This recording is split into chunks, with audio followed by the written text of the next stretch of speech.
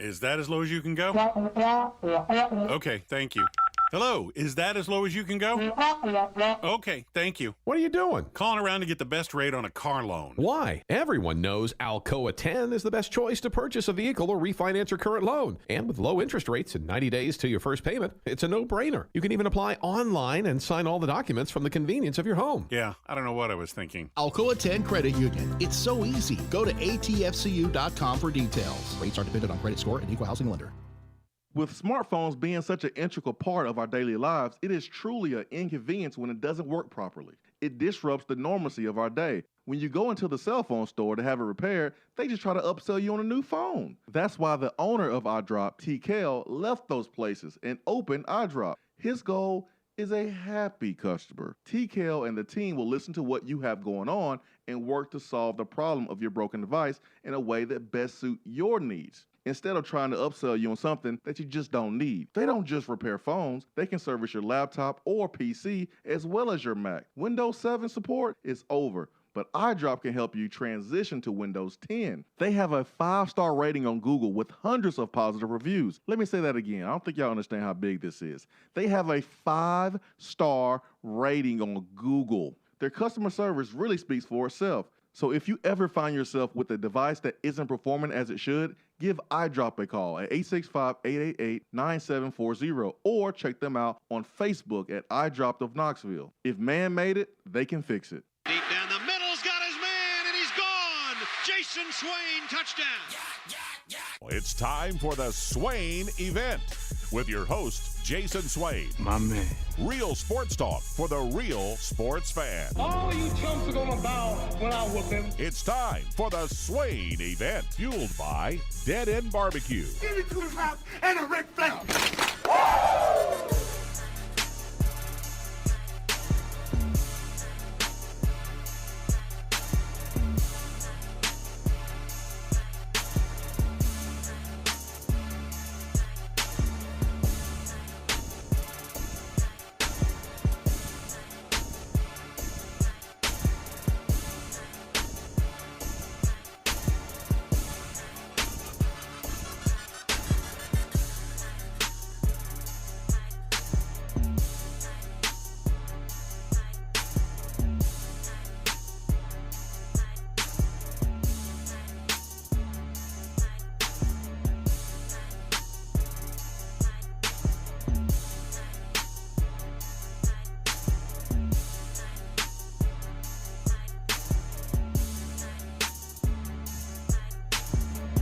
Swain Event, SwainEvent.com, fueled by Dead End Barbecue, top 100 barbecue restaurant in America. Ben McKee, Jason Swain, live here from the Low T Center studio in beautiful West Knoxville.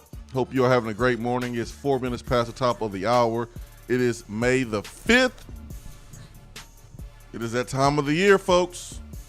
Spring football is over. NFL draft is over. We do get some football during the spring. Get playoff football, Ben. Your favorite, the way it should be, where every team has a chance to win a championship. So you get the FCS college football playoffs that are taking place. But it is that time of the year. We hope you're having a great morning. Thank you for making the Swain Event part of your morning. Download the free Swain Event app for Android, Apple devices. Stream us online at SwainEvent.com. You can view the show 7 to 10 a.m. on YouTube, Twitter, and Facebook Live. Ben McKee, long time no see, man. What's up? Good morning. I feel inadequate as a man this morning because I do not have a car. You had to come get me. You had to come pick me up this morning. So you and I had a little extra personal time this morning. I had a nice ride over from the crib.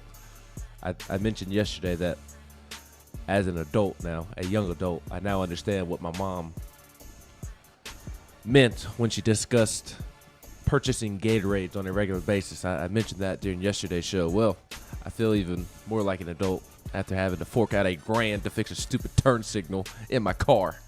Oh, yeah. Welcome to adulthood, my friend. I want to go back to being in high school or in college, please. Now, remember those times when you were in your mama and them house and you had to abide by her rules, and you was like, I can't wait to have my own place and be on my own. I'm tired of this. Yes, I remember. I'd like to go back. Bob, I take back what I said. My car situation is truly stupid right now. Truly stupid. One of our good friends, mine and my wife's good friends, my college roommate, his wife, accidentally backed up into my wife's car, sideswiped hers. So I dropped her car off Saturday morning, and it's gone for like 2 weeks. Who knows when we'll get that car back from being fixed. Still have not heard from them. It's Wednesday. Dropped it off on Saturday. Still haven't heard back about how long it's going to take or the exact price, which I don't have to pay for that, but whatever. It's just a stupid situation that we have to deal with. So that's going on. Yep. And then Sunday, my turn signal stops working. It gets jammed. So I pull down on it and it just snaps in half. So I've been rolling around without. Well, there's like a little nub left, so I have to like get my fingernail under it and like press up and press down. So I still have a turn signal. It's just a pain to use. But my windshield wipers are just going nonstop since Sunday. So I've been dealing with that because obviously if your turn signal breaks, that's your turn signal that is difficult to use. You better be like a biker. Your put flashers. Put your hand out the window. Well, my turn signal works. It's just like a little nub, and I have to like press really hard to get it to go. So that I'm dealing with that. I have a cracked windshield that they were supposed to come out and fix on Monday, but all the bad weather postponed that until Friday. I have a recall on something to do with the emissions in my car that I'm going to get fixed tomorrow. It's just what the You ain't living right, man. Something ain't another. right, man. Something ain't right. Well, I think You done did something, man. probably so. The good Lord has blessed me with some joy and happiness from Tony Vitello and the Tennessee baseball program. So this is where he's getting me back. All right, I'm gonna give you a little joy here, but this is where you're gonna pay. Man, I got your back though, man. I appreciate you, Butch. I got your back. I got your back, man. It's the least I could do, man. For all the times, you give me a ride with my car, I had to be taken to the shop. So I got your back, man. I got your back. If I charged you $0.25 for every mile that I've given you a ride for, I'd be rich. Yeah, you will be. It's a problem that your car's messed up. It's a shame. Usually, guys from Alabama that have Chargers, they don't have any car problems, man. It immediately gets fixed. I think you might have been just a 2-star coming out. Actually, I think this is a good thing. I think this is the final straw that proves I'm not from the state of Alabama. Because if I was from Alabama, to your point, my car would not only be fixed, I'd have a brand new one. I have a 2014 Dodge Charger. I'd have a 2023 Dodge Charger right now, and I don't even know that exists. That's not even made yet. Nah, you're just a 2-star. You get the I'm a walk. I'm a preferred walk-on. Yeah, you get the. I think this is the final straw that proves I'm not from Alabama. The fact that my Dodge Charger doesn't automatically fix itself. If I was from Alabama, I would not be dealing with these problems. Volstorm says Saban gives you the car, but only starters get the upgrades. So you got to be a starter, Ben, for free repairs. See, that's why I was so excited about Najee Harris being drafted by the Steelers on Thursday night. That's why I posted that GIF. That's why. I'm trying to sweeten up. I'm trying to butter him up. So I was like, hey, Najee, I need you to go back to Nick. I need you to pretend like this is your Charger. That way I can benefit from you and get the upgrades. Yeah, man. And get everything fixed. It's all good. It's all good. I got you, though. Josh in Virginia says, Happy Cinco de Mayo. Oh, yeah, I got my margarita right here, man. Yeah, okay. Just kidding. Y'all want to hear a hot take? Yes. Cinco de Mayo is overrated. That's blasphemy.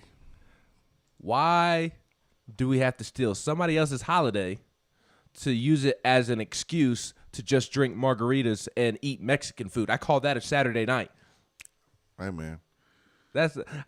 Maybe I shouldn't say that it's overrated because I do enjoy drinking margaritas and eating Mexican food on Cinco de Mayo. So I enjoy celebrating Cinco de Mayo. I guess my point is, why do we as Americans, get excited about Cinco de Mayo when all we're doing is drinking margaritas and eating Mexican food. And once again, I call that a Saturday night. Yeah, I Can don't somebody know. explain that to me? Yeah, I don't know if we want to go down that rabbit hole. But happy Cinco de Mayo to Josh in Virginia too, man. Happy Cinco de Mayo to Josh in Virginia. Happy Cinco de Mayo to you and the wife. I know you two are Cinco de Mayo extraordinaires. Yeah, we like to get it in on days like this, man. And the thing about it is, I forgot to marinate the chicken for chicken fajitas, so it's gonna be a quick marinade. A couple What hours you be doing during the break. No, it takes a little bit longer to create the marinade because it's from scratch. But I'll be doing it after the show, and it'll have a couple hours of marinade. It's all good. It's just chicken. So, but yeah, we get it in, man. Have a really good time. The kids get into it. Brad says yesterday I spit coffee all over my car yesterday when you said Benny the Pooh. That's my rapper name, Benny the Pooh. When the cut. KY Vol says, Ben, it's that association with Mike Farrell. It's the reason why you're getting bad luck. No comment. I plead the fifth. You saw how Austin didn't even comment on it when I mentioned him yesterday. He didn't even chuckle. I plead the fifth. Oh, man. Let's see what else is on text blocks now. That's good right there. Donovan, eye emoji, Ben. Yeah, man, I don't know, man. Ben ain't living right, man. Got too much bad luck going on with his cars. Maybe that's what I get for thinking we don't need a particular holiday just to eat eat Mexican food and drink margaritas. I'm pretty sure you won't have a ton of margaritas with to deal with the stress and anxiety that you're dealing with your car. Question for everyone to start today's show. Did not ask this question Monday or Tuesday, but I want to ask it today in relation to the NFL draft. Of course, Josh Palmer, Trey Smith were drafted, right? Josh Palmer in the 3rd round by the LA Chargers, Trey Smith in the 6th round by the Kansas City Chiefs. Bryce Thompson was undrafted. That's good for those two players, undrafted, but it's still not good enough for Tennessee. We understand that. Don't need to spend much time on it. We understand that, right? Josh Heupel, head coach, coming in from Central Florida. There's been a ton of takes about Central Florida. There's been a lot of looking down upon programs like Central Florida. If you are an SEC football fan or a big-time Power 5 football fan, remember when Central Florida claimed the national championship in 2017? We all made fun of it until Danny White was hired, and we honor it here in the Swain Event. He is a national champion athletic director in my eyes. But did the NFL draft change your opinion or alter your opinion or do anything for you when you saw Central Florida set a new record, basically? They set a new record. They had 5 players drafted. We had 2. Sometimes you got to look at yourself in the mirror and realize that you're not as good as you think you are. You're not as smart as you think you are. You're not as good looking as you think you are, being talking to you. You are not as smart, maybe, as you think you are. That you ain't it. You ain't the person. You're not the show. You're not that big of a deal. There's always someone bigger and better. I remember my great uncle telling me, you take the toughest guy in the room, there's somebody somewhere that's bigger and tougher than that person. Well, we look down upon the Central Floridas of the world for so long as SEC football fans, but they had 5 guys drafted. For those that had their opinions of Josh Heupel coming in as head coach, did the NFL draft success of Central Florida change your opinion any? That's my question to you. Any. They had guys prepared, drafted, Central Florida. Swain Event, fueled by Dead End Barbecue. Chew on that, let it marinate. We'll discuss it on the other side. Be right back.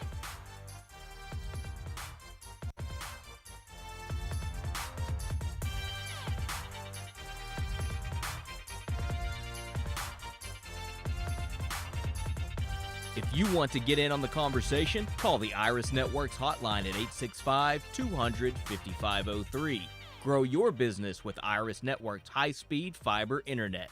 IrisNetworksUSA.com. If you're coming to Knoxville and need a place to stay, do yourself a favor and book a room at Hampton Inn Paper Mill, also known as the Hampton on the Hill. This award-winning property is literally in the top 5% of all Hampton Inn properties. The GM, Stephen Lawrence, is a good old local boy who grew up in the business around Knoxville. He and his staff are always available, always willing to help, and will go above and beyond for their guests. The newest Hampton Inn in Knoxville has clean, affordable rooms, flat screens, fridges, and microwaves in every room. Plus, breakfast is included in every rate. Not to mention, there's also a pool and fitness center on site. If it wasn't so close to amazing restaurants, bars, and shopping, you would never want to leave. At only 6 miles from campus, you're still right in where the big orange action is. Go to HamptonInn.com, search Knoxville, and book your room at the Hampton Inn Paper Mill or call 865-693-5400. Top 100 barbecue restaurant Dead End Barbecue is a no-brainer when you are craving the smoky flavor of quality Q. Dead End makes it easy to enjoy their fantastic menu with online ordering from Chow Now for pickup. Or if you don't feel like leaving the house, then have Dead End Barbecue delivered right to your door by Loco Knoxville or Bite Squad. There is no better restaurant in town to enjoy the madness of March with. Cheer on the Vols and the Lady Vols with the best barbecue around. Check them out online at deadendbbq.com. Dead End Barbecue, the search is over. When I made the move to my own studio, I was worried about this. I was worried about that. I was worried about, hey, did I get this piece of equipment? Did I get that piece of equipment? Does that sound good? Does that not sound good? One thing I didn't have to worry about, that was office furniture, because Office Furniture Outfitters met my furniture needs. With a 50,000 square foot facility, they have East Tennessee's largest selection and are the best value for new and used office furniture. Located in Knoxville, it's easy to find everything you need for your new space, including desks, file cabinets, chairs, conference tables, and more. Office Furniture Outfitters is turnkey. They came to my place, we mapped everything out that was needed, they delivered, and get this, set everything up. To learn more about what Office Furniture Outfitters can do for you, log on to ofonox.com. That's ofonox.com. JC's Tree and Landscaping Service specializes in quality tree work done at an affordable price. Trimming and removing trees are their specialty. They also offer other services like land clearing, stump grinding, crane services, and all of your basic landscaping needs for both commercial and residential. JC's will give you a free estimate and beat any written quote by a competitor to guarantee that you get the lowest price around. Don't risk your land with a fly-by-night service. JC's Tree and Landscaping is licensed and insured. Give them a call at 865-599-3799. For a replay of each day's Swain Event TV, like us on Facebook.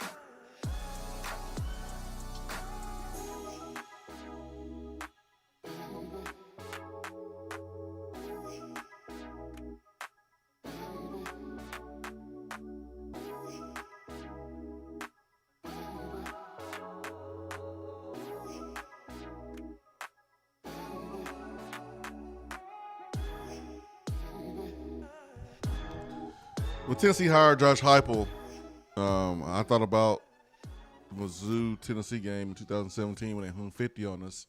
Looked at the numbers, looked at the offensive production. I remember watching the bowl game, Central Florida, BYU. Wasn't necessarily looking at the results of the game. Was just looking at the scheme, how players was coached up. Talked to some people here and there about Josh Heupel and I was encouraged. And my reservation was, can you recruit? Which we've seen Derek Dooley do it. We've seen Butch Jones do it. We've pretty much seen everybody do it here at Tennessee because Tennessee can sometimes recruit itself, but it still has to answer that question. But the question I really had that I didn't have the answers to was, is he going to put dudes in the league? Because you can have this system that produces results, but it may not produce NFL draft picks. You can look at Oregon back in Chip Kelly days. Offensively, who can you point to in the NFL that's still playing at a high level like they did at Oregon? All those numbers, all those points, all those wins. I'm sure there's somebody, but when you think of, the flashy, speedy running backs and receivers and quarterbacks, there's not somebody that comes to mind. Again, I'm sure there's somebody, but you can't think of it off the top of my head, which is the point. Exactly. You cannot think of it off the top of your head. Marcus Mariota is probably. That's it. And he's a backup quarterback. Is he still with the Raiders? I don't even know. I mean, not that it really. Yeah, but the fact that you over there are Googling. Well, I'm just curious if I'm missing somebody out. Because my point is DeAnthony Thomas, LaMichael James, Kenyon Barner, those guys. To your point, had terrific college careers at Oregon. They were some of the most dynamic playmakers in the entire country, but they haven't done anything. Where were they drafted? In the NFL. Marcus Mariota was second overall pick. We know his story. Mm-hmm. DeAnthony Thomas was a fourth round pick. Okay. Kenyon Barner was a sixth round pick. Wow. LaMichael James was a second round pick. Okay, that's good. That's pretty much it in terms of skill position guys. Now, Jonathan Stewart and Dennis Dixon, they weren't under. They were. Chip Kelly wasn't there in 2008, was he? I think he might have took over around that time. 07 to 12. So he didn't recruit Jonathan Stewart, who was a first round pick and but he had him a little bit. Pro Bowl guy, but he had him for 2 years. Had Dennis Dixon, who was, by the way, a two-time Super Bowl champion. One of those with the Pittsburgh Steelers in 2009. But to your point, the main guys who actually had success in the NFL over the Chip Kelly era was defensive players. Patrick Chung, DB. Yep. Now Ed Dixon played tight end for the Ravens and won a Super Bowl with the Ravens. T.J. Ward, two-time Pro Bowl DB for the Browns. Kyle Long, three-time Pro Bowl at guard for the Bears. Mm-hmm. So their best offensive player is Jonathan Stewart, who technically Chip Kelly didn't even recruit to Oregon, but did use him in his system. And then Kyle Long, a guard. A guard is your second best player that you put in the NFL from the Chip Kelly era, to your point. Yes. So my point is, when you think about dynamic, fast-paced, prolific offenses in the last decade or two, you think of Oregon, right? Mm-hmm. You think of Auburn, you think of Oregon. And just it took us to go dig to pull names of guys that are doing anything in the NFL. But you remember how they would put up 50 and 60 points against folks. I mean, they hung 50 on us. Yep. I mean, we scored the first in 2013, but that was about it. It's not like, to your point about digging for players who made it to the NFL. It's not like Alabama's newfound offense of putting up 50 and you don't have to go dig for offensive players who are getting drafted and being successful in the league. You don't. And so, when Josh Heupel was hired, that was my question. Because you can look around the league. You can look around this league And when it comes to recruiting, kids are going to places that are winning, they can play, and they can be put in a position to play the NFL. I feel like once you get to the NFL, it's on you. Like teams can brag about, oh, yeah, look at this player. Like we can brag about Alvin Kamara doing what he's doing with the Saints, but quite frankly, it's Alvin Kamara. Like it's what he's doing. Like he's putting in the work, he's motivated. I feel like a school can do only so much to get you to the league, exposure, development. Once you get to the league, it's on you. Like Georgia did everything they could for Isaiah Wilson.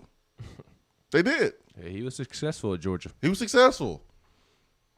You had top of the line weight room. You had facilities. You had the competition that was around him for him to get better each and every day. Iron sharpens iron, right? You had the exposure. His first round pick.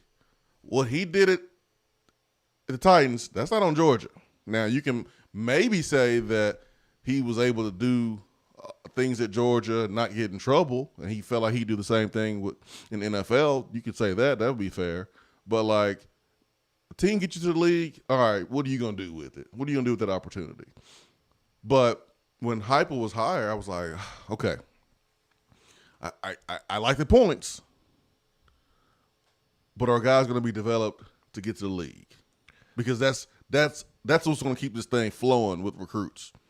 Yeah. And when you go and you look at the players that got drafted by UCF over the weekend, it should make you feel better about answering that question that you just mentioned. They had 5 players drafted, and 3 of them were defensive backs. Shout out to Willie Martinez. We can dig into that in just a second. But to your point about Heupel's offense, 2 receivers drafted over the weekend. Jacob Harris went in the 4th round to the Rams, and then Trey Nixon went to the Patriots in the 7th round. And this is a year after they had Gabriel Davis drafted in the 4th round to the Bills as a receiver. And if I'm not mistaken, Gabriel Davis made some plays as a rookie this past season in that Bills offense. That name sounds familiar. Somebody can correct me if I'm wrong or back me up there, but I feel like he made some plays as a rookie for the Bills this season. So that's 3 receivers in the past 2 drafts drafted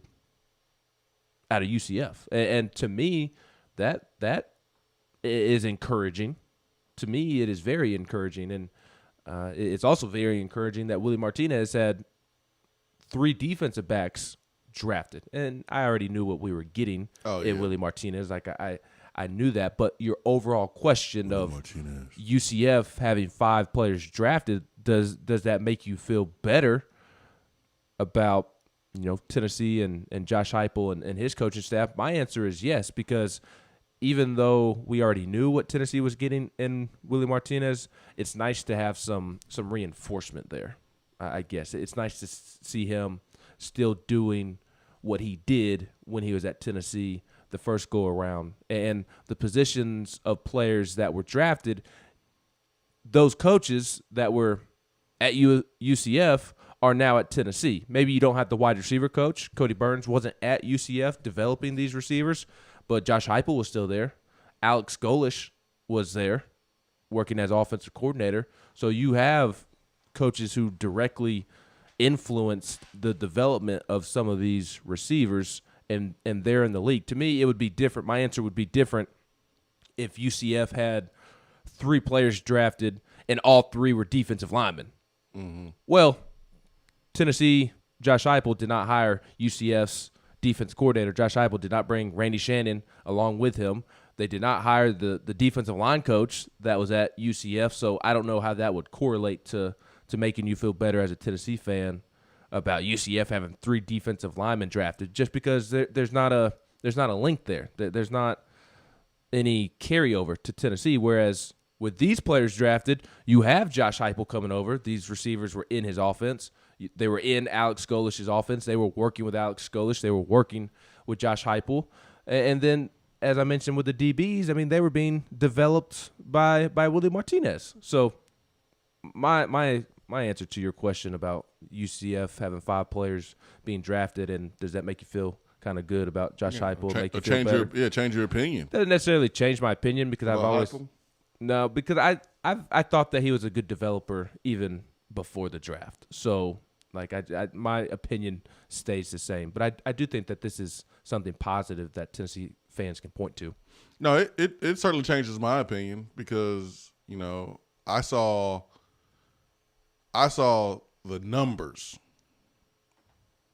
Just like anybody else can go and look at the numbers of total offense, points per game. You can see that stuff. Everyone has access to Google. Anyone can see that. And so my question was, is he putting dudes in the league? Because you can develop guys to be better in your offense. You can develop guys to be better for your team success. Scott Frost, as a player, was a hell of a quarterback in Nebraska, but he didn't play in the NFL.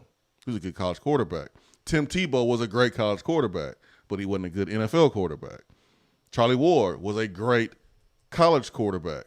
He decided to play basketball. I don't know if he would have been a great pro quarterback. So you can be a great college player, Casey Clausen, and it just doesn't translate. So you can develop a guy to be great for your system in college, and they just don't get drafted. It happens.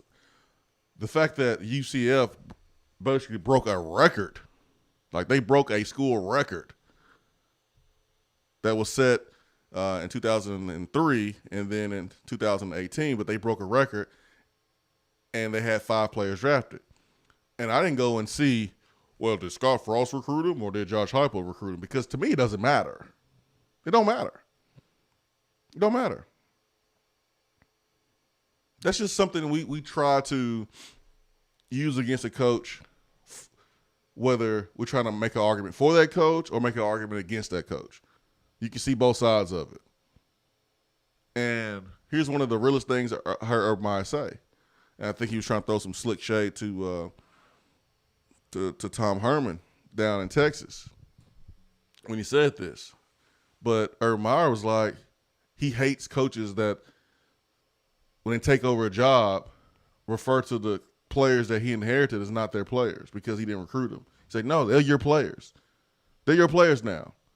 It's an excuse. What you going to do with them? Being a coach is taking what you have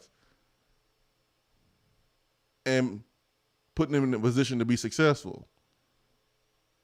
And so there's many times when, and we've had plenty of new coaches around here, right? There's plenty of times where a Butch Jones or a Jeremy Pruitt or Derek Dooley inherited some NFL talent. And guess who gets the credit when that player goes to the NFL? Derek Dooley. The new coach and the old coach gets credit. Both of them gets credit. Because the old coach gets credit for recruiting him, and the new coach gets credit for helping that player get to the league. Like Juwan James. I remember Juwan James was recruited by Derek Dooley. And Don Mahoney and company did a great job of taking him at the point of where he was and then pushing him forward to be a first-round pick. So both coaches get credit. So I don't ding a coach just because they didn't recruit a player. No, to me it don't matter. It don't matter. You both get credit. Daddy and stepdaddy. You both help raise a young man. Don't matter. Both get credit. Speaking of Juwan James, you hate to hear situations like the one Juwan James is dealing with right now. Career-altering, season-ending type of injury. But Juwan James tore up his Achilles in an off-season workout, tears his Achilles, and he's going to miss the 2021 season. The thing that stinks so much for Juwan James, number one, he opted out last year because of COVID, and he's one of many players in the NFL that decided to opt out, and many of those players are returning, but he was training working out for his return, and he tore his Achilles. The problem with him tearing his Achilles is that he tore it outside of the team facility. And because of his contract, his $10 million base salary is at risk of being placed on the league's non-football injury list and him losing a portion or all of his salary because he was working outside the facility. And I believe he had 2 years left on his deal, so he's at risk of losing $20 million if the Broncos decide to go that route. I mean, that's so terrible because everyone works out away from the facility. Like, there's a portion of your off season where you're not required to be in the facility. Everyone works out outside the facility. When you're a professional athlete, it's on you to make sure that you are in tip-top shape. So I just hate that. It's a real weird situation for the Broncos and Jawan James. But, man, he has not played much for the Broncos, and he has gotten some big old fat checks from them. He signed 2019 a 4-year, $51 million deal, and he's just been banged up. He's been banged up, and now he's going to be out for the entire season. And this is an injury that alters your career. Like this is especially really, at that age. Yeah, this is really serious. So just hope the best for him, man. Wishing him a speedy recovery. But I used him as an example because he was a guy here that was recruited by Derek Dooley, but he finished his career under a different coach. So I look at Josh Heupel and, okay, maybe he didn't recruit all these players in Central Florida. Maybe he did, but it doesn't matter to me. All I know is Josh Heupel's coaches were coaching these players every day last year. And the year before that. And probably the year before that. And that stuff matters. Does it change my opinion a little bit? Absolutely. Absolutely. Listen, I'm not sitting here saying that Tennessee can we should expect Josh Heupel to be like freaking LSU and Alabama the last 2 years, but that is sellable in recruiting. That is sellable. And that's all that matters. That's all that matters. And I would prefer, this is just a preference. I'm not going to be blazing Twitter down and inciting Twitter violence and do anything like that if we see it. But I would prefer not to see any tweets about Central Florida players being drafted from Tennessee football Twitter account. I would prefer that because, the last regime did that with Bama players and Florida State players and Georgia players, and it just felt a little uncomfortable. I felt a little dirty. Auburn did it yesterday with their current coaches with former players being drafted at other schools, and didn't go over too well. It's weird. I get it for recruiting purposes. I totally get it. If I was a recruit and I was just following a football account of a school that I was possibly thinking about going to, and that football account tweeted out multiple guys that the coaching staff was responsible for helping get to the NFL, you got to think about it. Like, tweeting out from a football account is like casting a wide net in the sea. You can make one tweet and it can reach 1,000 recruits versus picking up the phone and your coaching staff making 1,000 phone calls between 10 people or 15 people. Like, it's just easier to tweet it out. I get it. I understand it. But as a former player here, it feels dirty. I'm not a big fan of it. I'm not a big fan of it at all. But I'm not going to complain too much because the bigger picture is more important. The bigger picture is way more important, huh?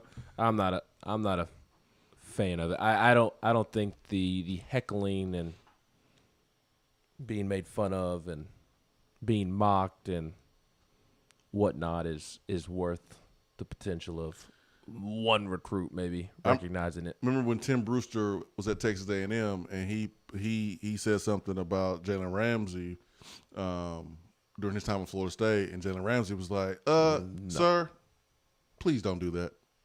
That's embarrassing. Yes. If you're a school. If you have the player, let's say that, Josh Heupel's like, hey,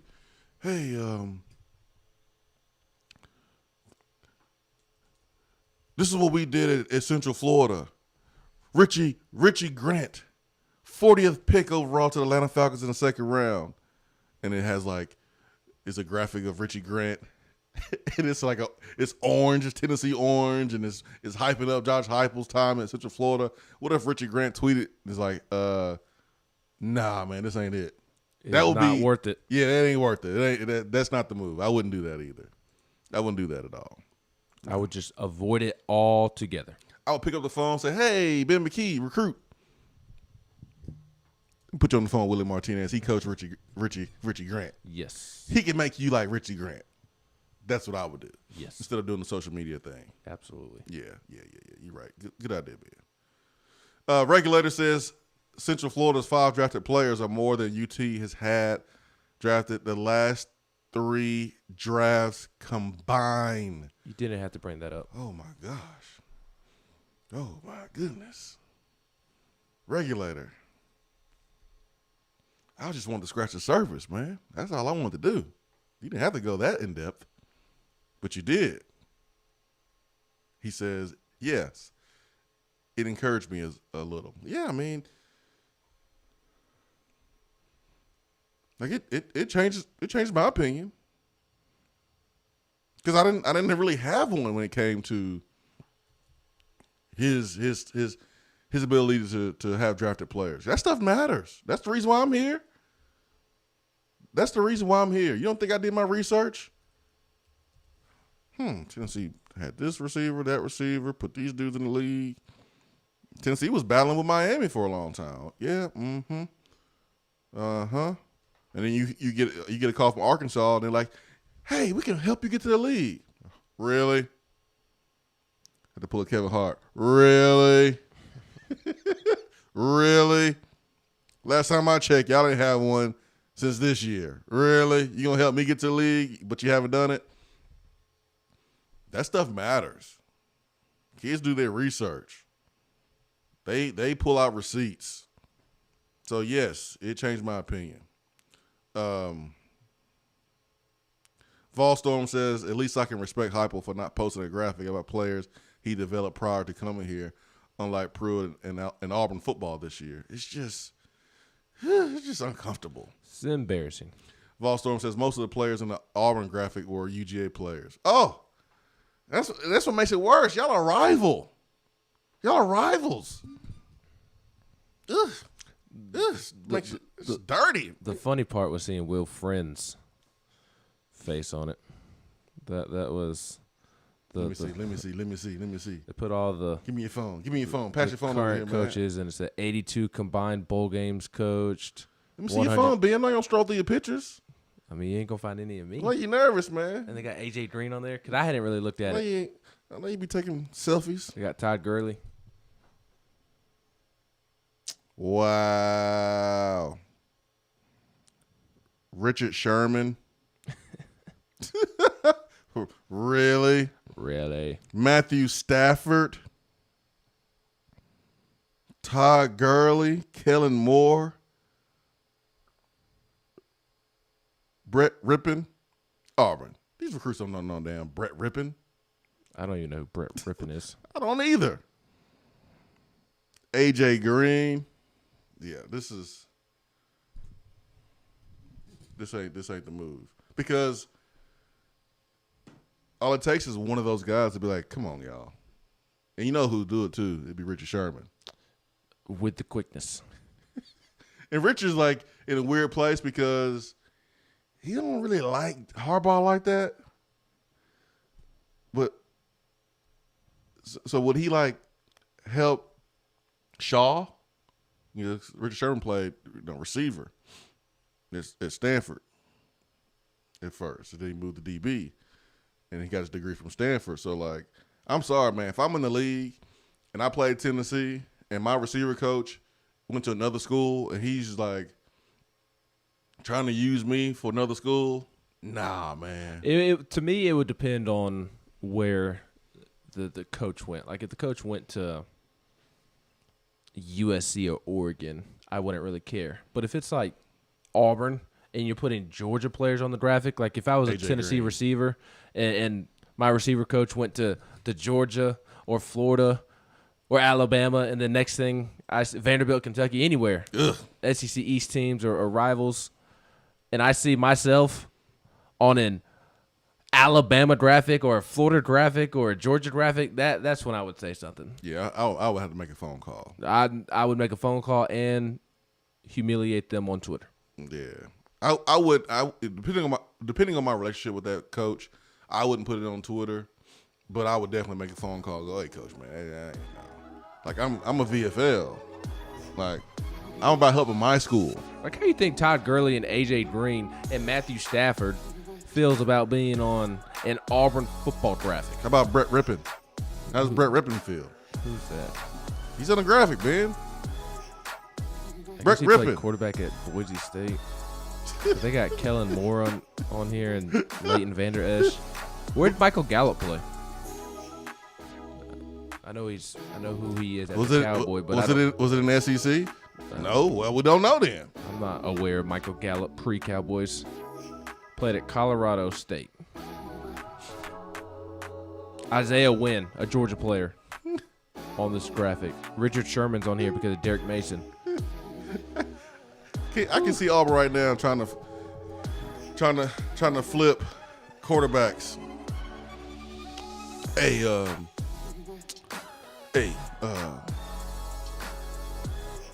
Did you know that this staff is responsible for Brett Rippon?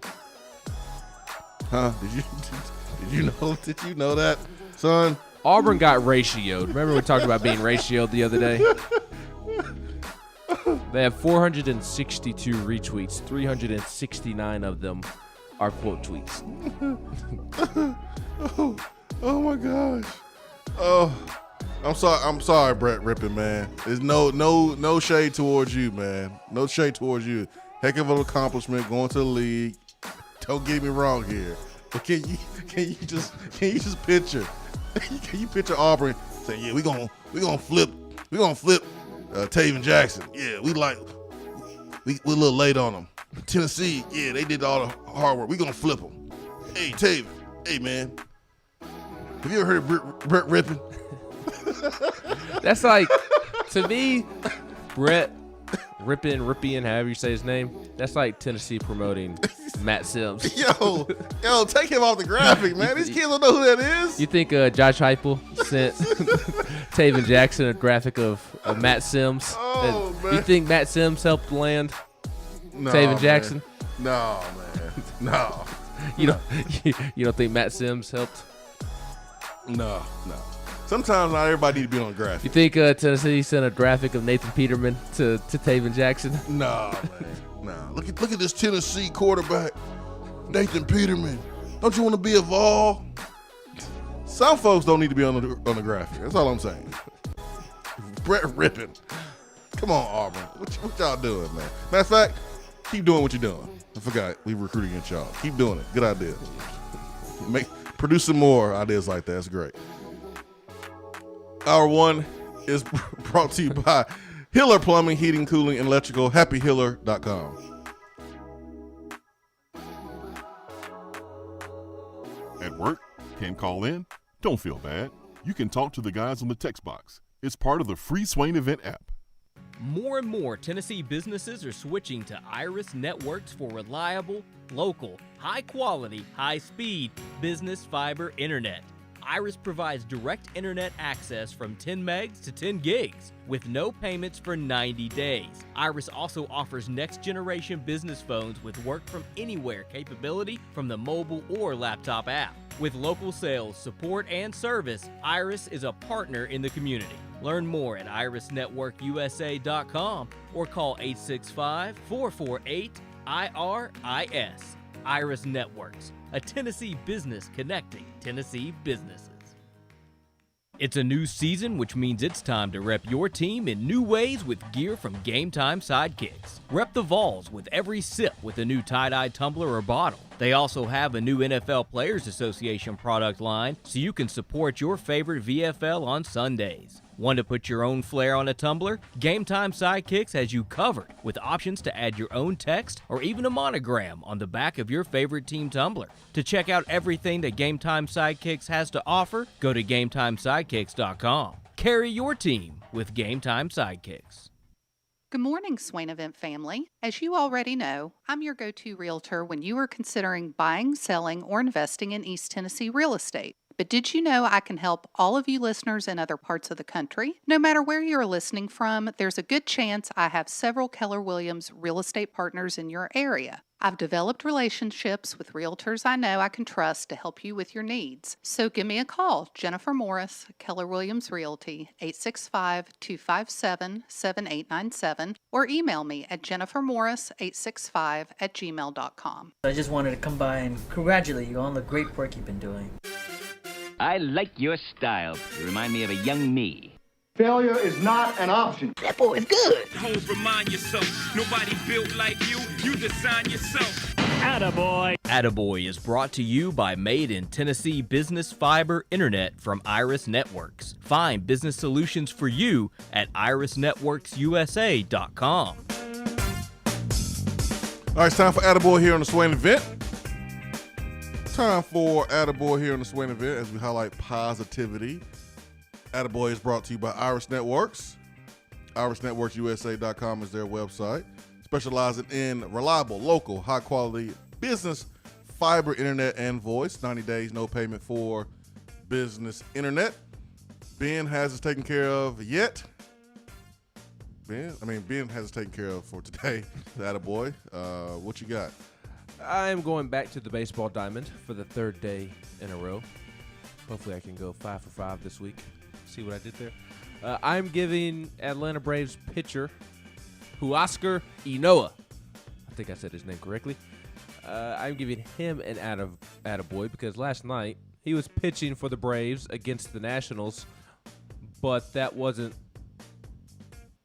what he did best last night. What he did best was what he did at the plate when in the top of the 6th inning, with the bases loaded, the Braves leading 2-0, Huascar hit a grand slam to dead center field, and it was quite the moment. 22-year-old right-hander has now homered in consecutive starts, including Tuesday night's grand slam in the Braves win over the Nationals.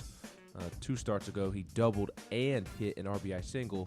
On the season, he is 5 for 13 with a .385 average and 6 RBIs, which is pretty remarkable. He has more home runs and RBIs than Francisco Lindor, who is making $30 million a year to be the Mets shortstop, and he has as many RBIs as Mookie Betts out in LA.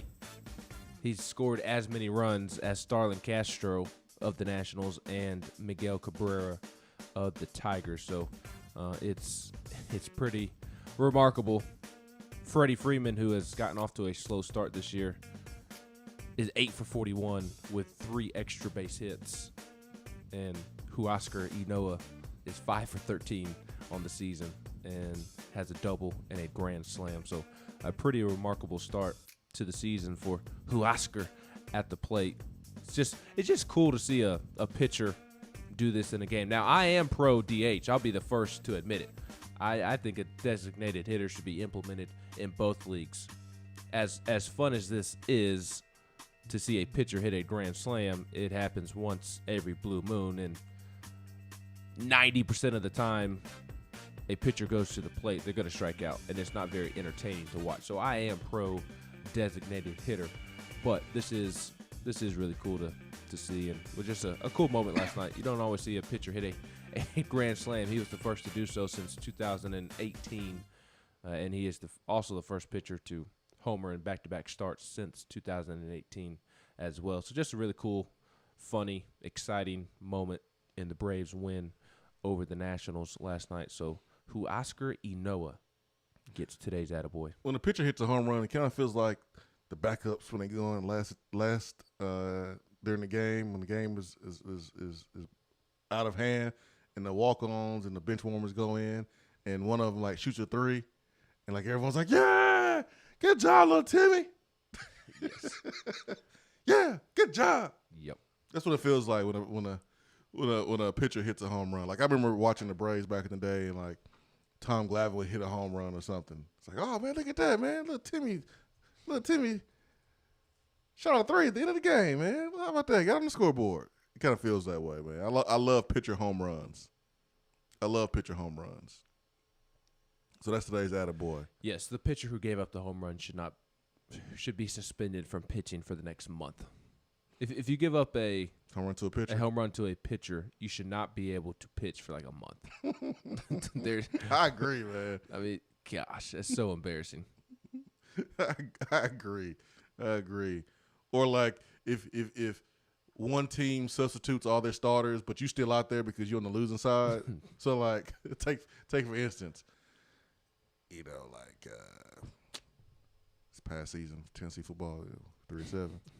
So let's take like I don't want to use Alabama or Georgia because like they had like second, third string guys that would still start for us. Let's say Arkansas, okay? Remember when Arkansas kind of blew the game wide open, and we still had our starters in? Mm-hmm. That would be like a third string DB or walk-on DB that got in late, D'ing up one of our starting wide receivers. That would be so embarrassing. Go sit in the corner. And shut up. Yeah. Matter of fact, you can't get on the plane. You got to take a Greyhound back home. You got locked up by a third string walk-on DB. By the way, Tom Glavine hit one home run over the course of his 22-year career. So I'm very impressed that you remember that exact moment. I saw it, man. In 1995. Yep, I saw it, man. I was 11. Yep. I was not born yet. Yep, I saw it. Also, the last time the Braves won a World Series, 1995. Yep. I was cheering like that was my team. I'm sure you were. I was like, yeah, we did it. I didn't even like baseball. We did it.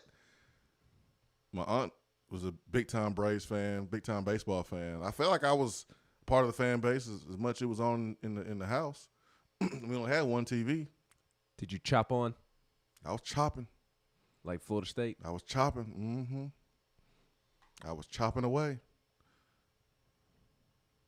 Oh. You're going to get canceled if you don't watch it. Hey, sorry. My bad. Between Cinco and me chopping, I may never recover. 865-255-03.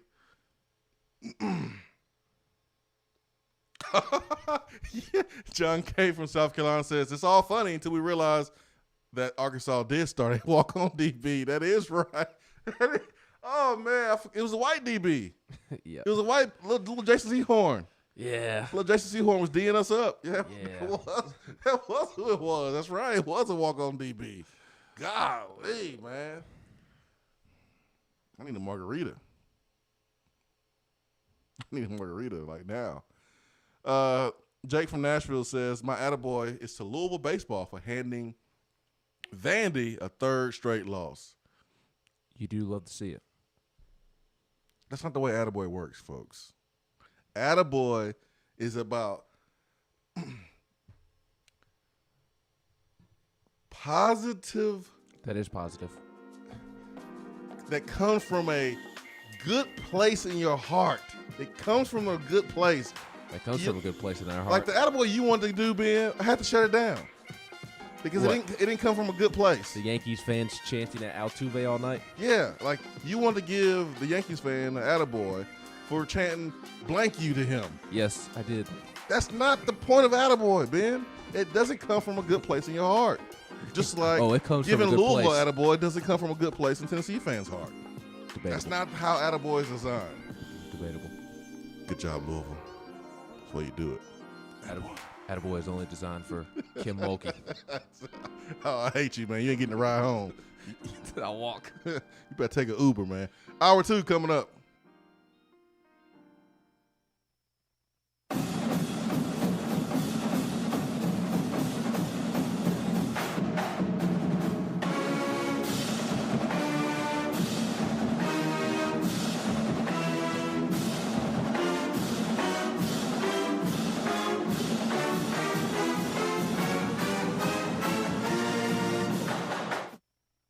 Top 100 Barbecue restaurant Dead End Barbecue is a no-brainer when you are craving the smoky flavor of quality Q. Dead End makes it easy to enjoy their fantastic menu with online ordering from Chow Now for pickup. Or if you don't feel like leaving the house, then have Dead End Barbecue delivered right to your door by Loco Knoxville or Bite Squad. There is no better restaurant in town to enjoy the madness of March with. Cheer on the Vols and the Lady Vols with the best barbecue around. Check them out online at deadendbbq.com. Dead End Barbecue. The search is over. Is that as low as you can go? Okay, thank you. Hello, is that as low as you can go? Okay, thank you. What are you doing? Calling around to get the best rate on a car loan. Why? Everyone knows Alcoa 10 is the best choice to purchase a vehicle or refinance your current loan. And with low interest rates and 90 days to your first payment, it's a no-brainer. You can even apply online and sign all the documents from the convenience of your home. Yeah, I don't know what I was thinking. Alcoa 10 Credit Union. It's so easy. Go to atfcu.com for details. Rates are dependent on credit score and equal housing lender. When you see the happy face on our truck, you'll be smiling because you'll know that you're in love. At Hiller, we care about your family's comfort all year long. If you get caught without air conditioning this summer, we're offering a free service call with any repair. That's a free service call when we do the work on your HVAC system. Visit happyhiller.com to schedule your appointment today. Call the happy face truck today. Touchdown or turnover is backed by Alcoa 10 Federal Credit Union, a place where you belong.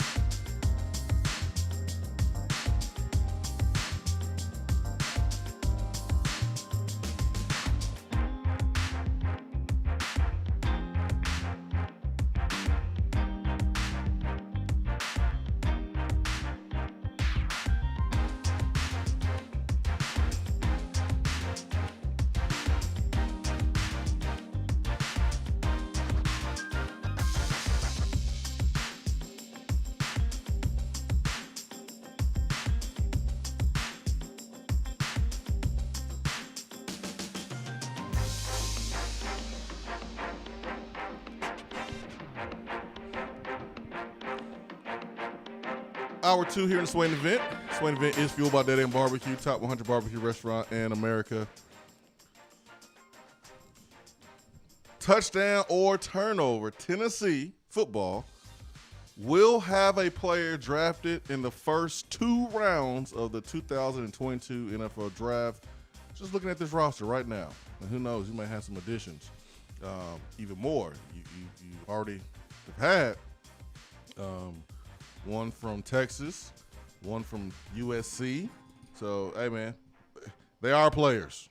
I don't care who recruited them to Texas or USC. They Tennessee. If they get drafted, it'll say Caleb Tremblay, Tennessee. Juwan Mitchell, it'll say Tennessee.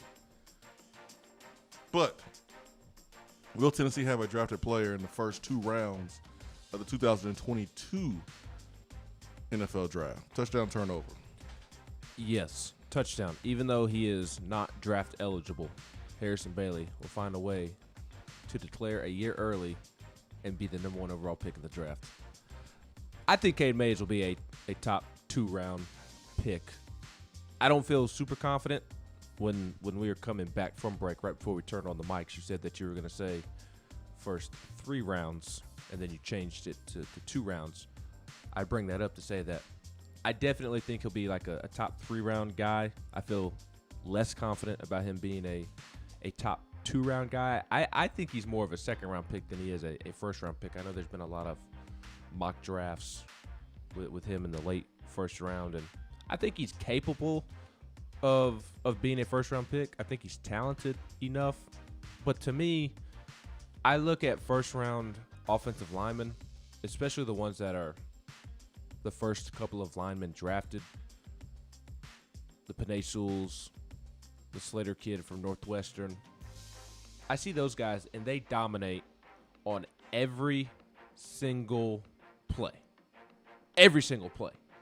And I don't think there's that consistency with Cade Mays just yet. And I also think, in a weird way, although it'll help him, it'll also hurt him that as of now, maybe this upcoming football season will change this, but he doesn't have like a designated position along the offensive line. Like it's good to be as versatile as he is. I think that will help him in a way. But on the other hand, I also think it may kind of hurt him in a way because I see him more as an interior lineman at the next level than I do a tackle. And to me, that could also prevent him from being drafted in the first round because you see a bunch of tackles go in the first round more so than you do guards. You did have some guards drafted in this year's first round. You had Vera Tucker from USC get drafted by the Jets. You had Alex Leatherwood. Although he's listed as a tackle, he's projected to play guard at the next level with the Raiders. I think that may hurt him. Great last name. A little bit that he's an interior guy. And to me, I maybe I'm wrong, maybe you disagree, Swain, but I don't see the dominance on every single play and just taking it to the opponent on every single play. I mean, Trey Smith did so for the most part, and if you take his health concerns away, I mean, even Trey Smith is a second, third round guy. I don't know about that. He ain't going in the first round. I mean, don't know. As I told you yesterday, I don't know about third. He might be like top of the second. Well, there were multiple people who covered the NFL draft who shared on Twitter that they spoke with multiple teams, and most of them had Trey Smith around the top 100. He was around the 100th spot in the draft, and that's third round. Mm-hmm. So I think Cade Mays is somewhere in that round, but I think he'll sneak into the second round. I think he will. I think he's a very talented guy who's going to play in the NFL for a long time. So, the Draft Network has Cade as a freaking top 10 pick. Fox Sports projects Cade Mays as a first-round pick. Sport News projects Cade Mays as a first-round pick. And all that stuff really doesn't matter, honestly. It depends on what you do and how healthy you are.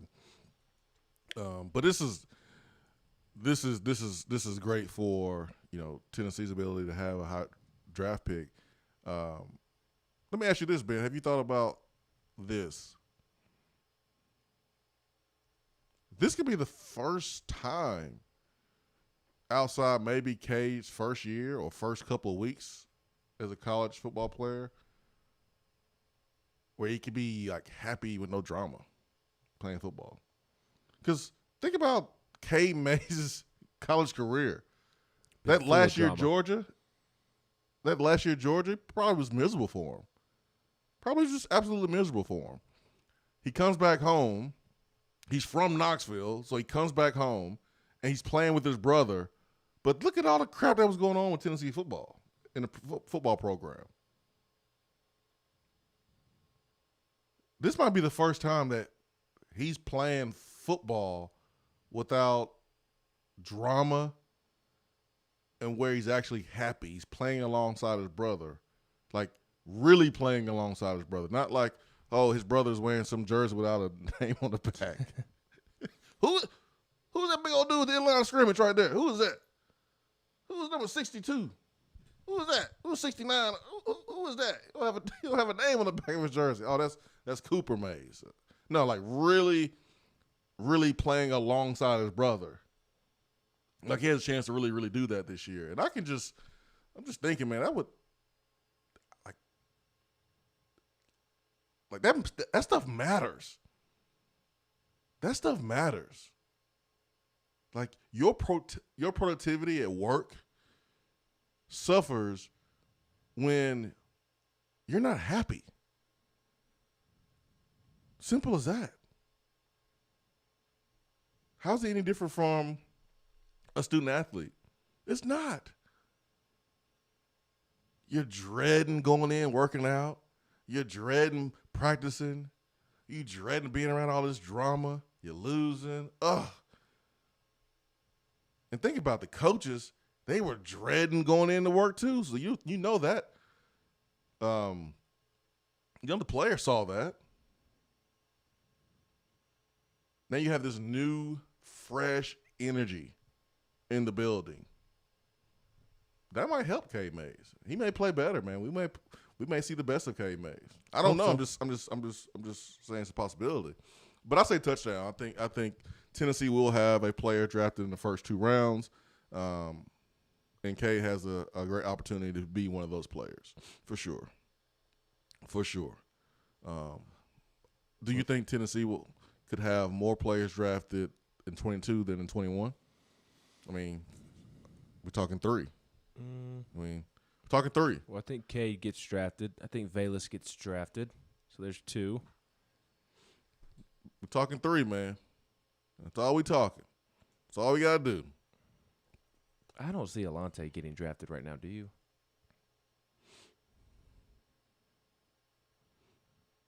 Yeah. I don't see it. I'm not willing to count him as a 3rd right now.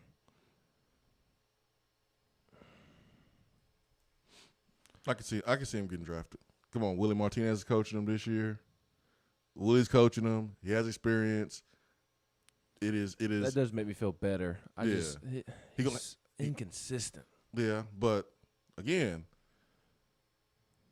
who wasn't inconsistent with everything that's going on? So I think everyone's play is going to get a little bit better because they're going to have defined roles. They're going to be happier. The culture is going to be better. And Alante, hey, man, he's draft eligible. And I remember seeing Cam Sutton his 3rd year. And he had a great freshman year. Sophomore year was okay. But his 3rd year, I remember watching Cam Sutton in camp. And I was like, huh. He looked like he getting ready to go play in the league. Did you say his freshman and sophomore years were okay? No, I said his freshman year was good. His sophomore year was okay. His junior season, that fall camp, his focus, it looked like he was prepared to leave that year. So I say that because Alante has been through the big man on campus. I'm a freshman. Oh, I arrived. I'm starting as a freshman. And then a sophomore year, boom. He's not the starter. And he comes back, this year and, earned his spot back. All the drama that went on. Now he's a senior. And when you're a senior, there's just a different sense of urgency about you. So I say all that to say he has the tools. He's fast. He's really good against the run. He's a great character guy. We're talking 7 rounds. Do I see Alante getting drafted with Willie Martinez coaching him up this entire year? Yeah, I do. I do feel bad for the secondary because, they don't have much of a. They might not have much of a pass rush, and defensive line won't be able to help them as much as I hope they would. But yeah, I see Alante getting drafted. I think athletically he's going to put himself in a position to test well, and I can see him getting drafted with a good season. I could see him being drafted for sure. I don't think he will get drafted. I'm just one of those people where you just gotta kind of show me first before I buy into you. Cool. Yeah. But I definitely think it is a possibility for all those reasons that you just mentioned. I'm just not comfortable saying on May 5th that. Why you feel good about Velus but not Alante? Because I think Velus is 10 times the playmaker that Alante is, and Velus has proven on the field that he can consistently make plays. When has he consistently made plays? Last year. No, he didn't. No fault of his own, but within that offense, I feel like he consistently made plays. As best as you could, given the circumstances, I feel like he consistently made plays. No fault of his own, but he didn't consistently make plays. You know, I think athletically, he's a freak. Like he is what you want at the next level. Alante, 6 foot, long arms. If you want to compare plays that Taylor made versus Jones, dude, I'm willing to argue that Alante probably made more plays than Velus Jones. And that, again, that's no fault of Velus Jones because he just wasn't used properly. He should have been, a feature player of this offense last year. He wasn't. But when you talk about making plays, I mean, Alante Taylor made more plays than Velus Jones. I don't know about that one, Chief. All right. What plays did Alante make? I can go pull up some BPIs and some plays that he made. I don't remember him getting torched. Some, yeah. I'm not saying he didn't make. I don't remember him plays. getting torched. But just because you don't have interceptions doesn't mean that you ain't making plays. Well, and just because if the ball's not thrown your way, people don't see that you were in good position, and people don't see that you did your job, did a really good job. So that's the thing about DB. You look at interceptions and BPIs, but what about the times that Alante Taylor was in good position and the quarterback didn't throw the ball his way because he had the receiver covered so well? Yeah, see, that's where I differ on Alante from you. I think he struggles more in coverage than he does as a physical DB attacking the run game. I ain't saying anything about attacking the run game. I think he's better in the run game than he is. I think coverage is his weak spot. Okay. I recall several times last year where he got beat. Maybe the pass wasn't completed, but he struggled in coverage last year. Definitely struggled with consistency. I just don't see Alante as an NFL player right now. I think he has the tools to be an NFL player. I think that Willie Martinez is going to give him a good shot to get drafted. I'm just not willing to say that he will as of today. I feel more comfortable saying that Juwan Mitchell, the Texas transfer linebacker, has more of a shot of getting drafted and being that third guy along with Velus and Cade than Alante. Those would be the three that I would pick to get drafted. The unfortunate reality is that Tennessee has slim pickings, and there's not a ton of guys, upperclassmen at least, destined for the league right now. Yeah, it might be a push. It may be 2, but I can see 3 happening. I can see Alante putting himself in position. Juwan Mitchell definitely putting himself in position. K. May certainly will be a draft pick if he stays healthy. Velus Jones, 1,000% I see as a draft pick. Man, he's too shifty. He's too fast. He's what the NFL loves in a wide receiver. So I can 1,000% see 2 or more drafted, and hopefully it's more than this past season. All right, let's go to the phones. Michael dropped off. So Michael, you stink. You give us a stink, call Michael. back if you'd like to get on, my friend.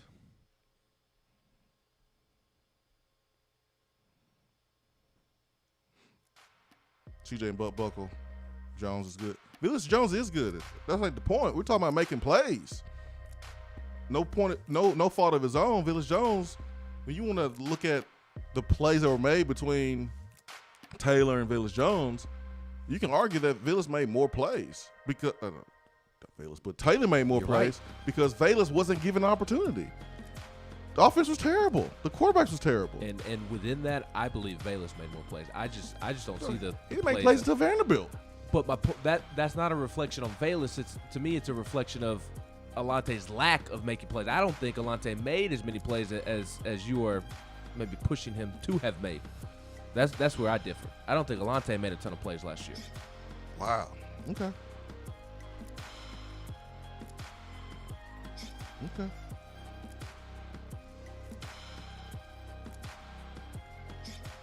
I want to get that all 22 angle, man.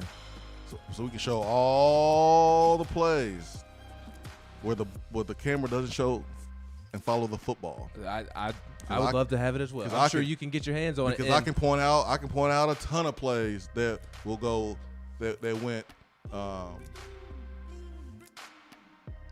unnoticed from our side of it, but he got an attaboy by the DBs and the DB coach, Derek Ansley, because he was in the right place at the right time, read a route, and the ball just never came that way. I can promise you there's more plays made by Alontae Taylor than he's getting given credit for. Well, that would surprise me because I know for a fact that the former coaching staff was not very high on Alontae Taylor.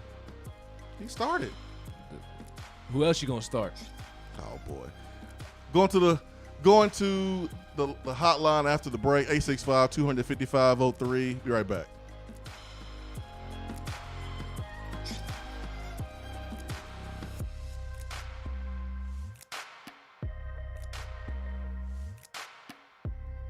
While the other guys are taking guesses, the Swain Event is taking you behind the scenes and in the huddle every morning from 7 till 10 right here. Out-of-town law firms have been swarming into East Tennessee lately. Firms from Memphis, Chattanooga, and Birmingham have stormed into the area. Wouldn't you rather do business with a local law firm? You know, a true neighbor. Marcos Garza and the pros at the Garza Law Firm are just that. They are our neighbors and friends that support local causes year-round. The Garza Law Firm works to serve you professionally on criminal matters, injuries and accident matters, and Social Security and disability filings. The Garza Law Firm is here for you at GarzaLaw.com. The Garza Law Firm. Let us help. When I made the move to my own studio, I was worried about this. I was worried about that. I was worried about, hey, did I get this piece of equipment? Did I get that piece of equipment? Does that sound good? Does that not sound good? One thing I didn't have to worry about, that was office furniture, because Office Furniture Outfitters met my furniture needs. With a 50,000 square foot facility, they have East Tennessee's largest selection and are the best value for new and used office furniture. Located in Knoxville, it's easy to find everything you need for your new space, including desks, file cabinets, chairs, conference tables, and more. Office Furniture Outfitters is turnkey. They came to my place, we mapped everything out that was needed, they delivered, and get this, set everything up. To learn more about what Office Furniture Outfitters can do for you, log on to OFOKnox.com. That's OFOKnox.com.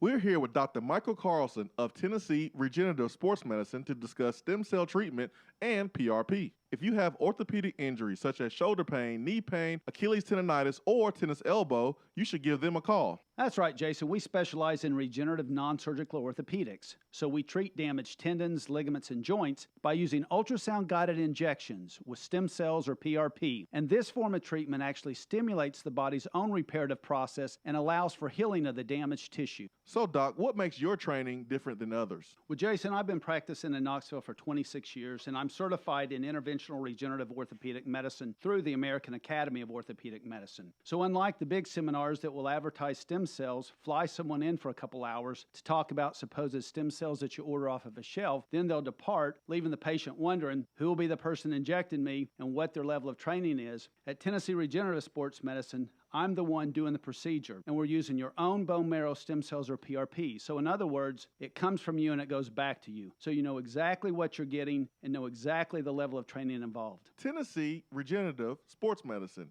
trsportsmedicine.com. East Tennessee's leader in PRP and stem cell therapy. It's a new season, which means it's time to rep your team in new ways with gear from Game Time Sidekicks. Rep the Vols with every sip with a new tie-dye tumbler or bottle. They also have a new NFL Players Association product line, so you can support your favorite VFL on Sundays. Want to put your own flair on a tumbler? Game Time Sidekicks has you covered with options to add your own text or even a monogram on the back of your favorite team tumbler. To check out everything that Game Time Sidekicks has to offer, go to GameTimeSidekicks.com. Carry your team with Game Time Sidekicks. You don't have to take an L just because you can't listen to the Swain Event live. You can catch up on the podcast posted daily on the app, online, and on iTunes.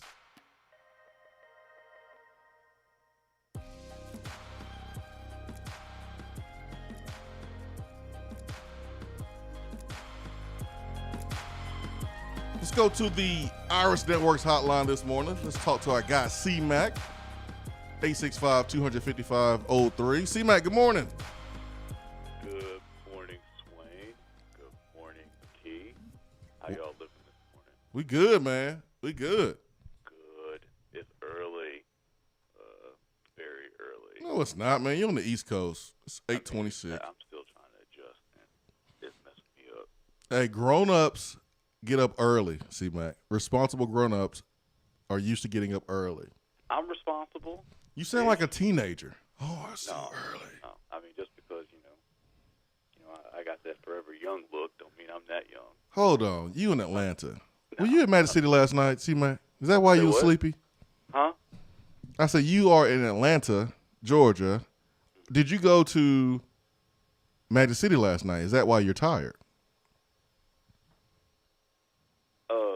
See what had happened was. You want some wings? Yeah, and like you can't get wings on like Wednesday today because it's Cinco de Mayo.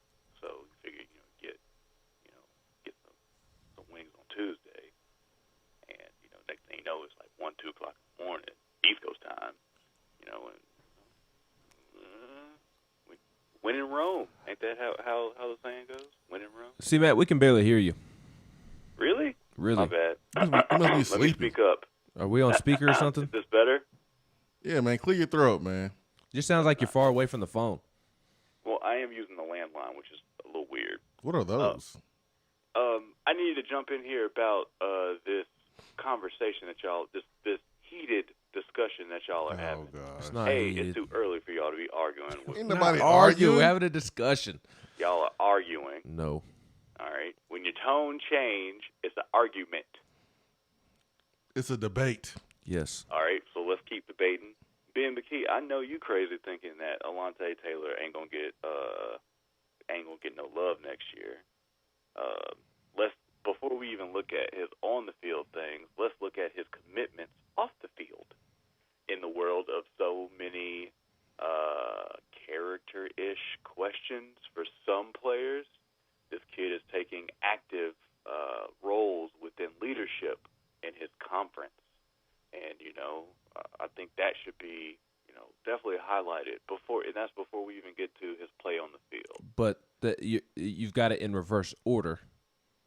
What he's doing off the field is not going to get him drafted. His play on the field is going to get him drafted, and then what he's doing off the field is going to be the icing on the cake that helps separate him from others.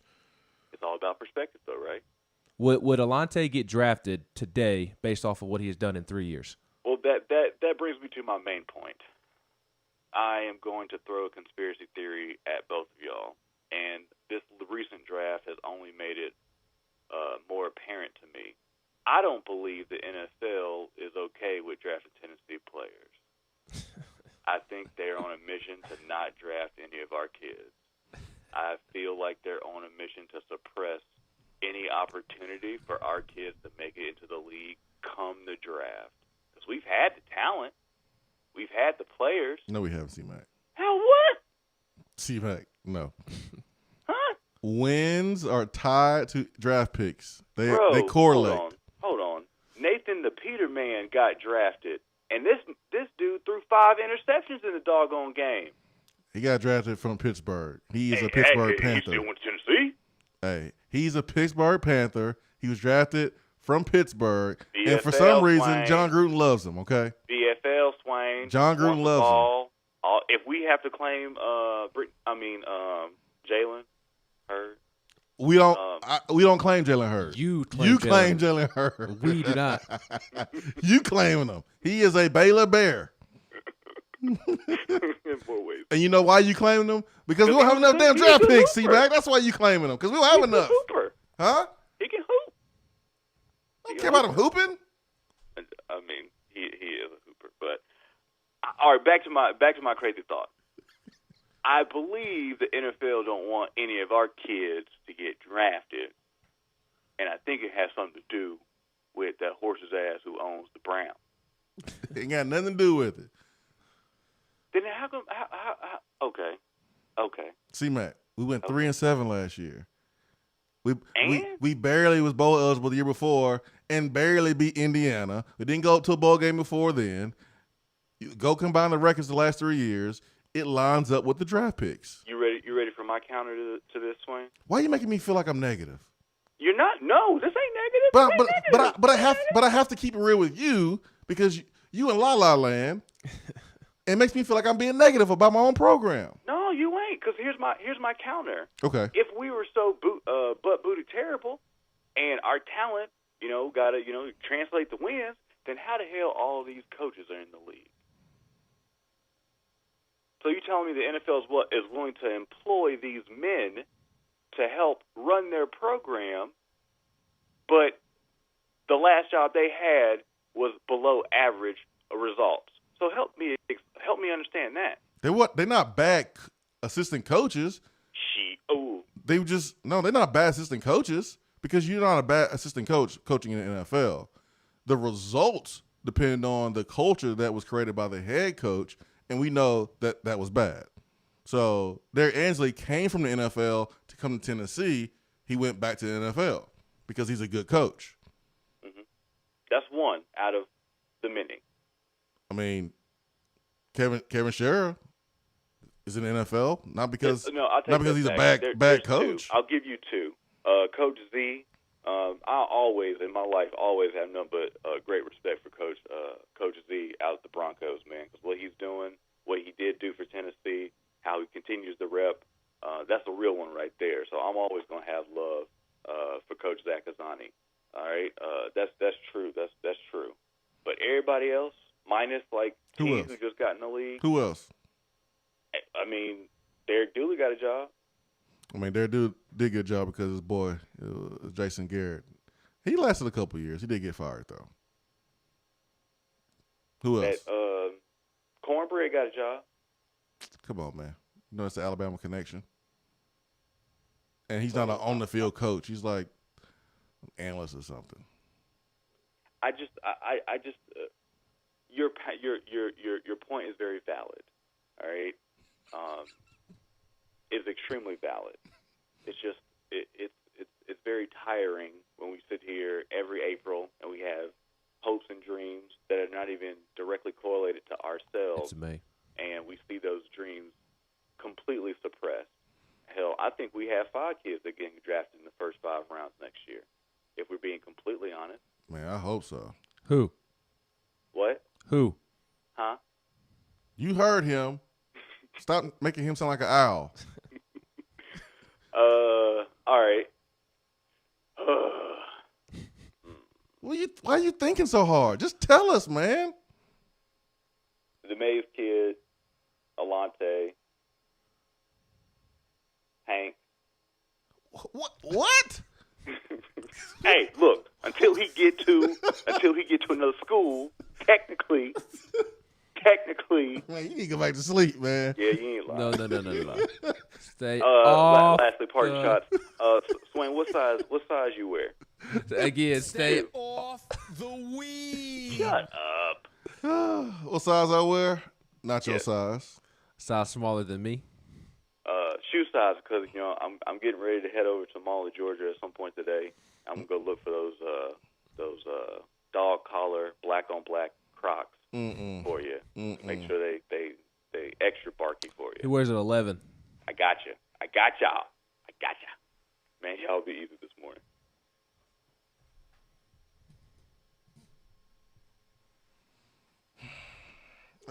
Yeah, these Crocs I have on are 11.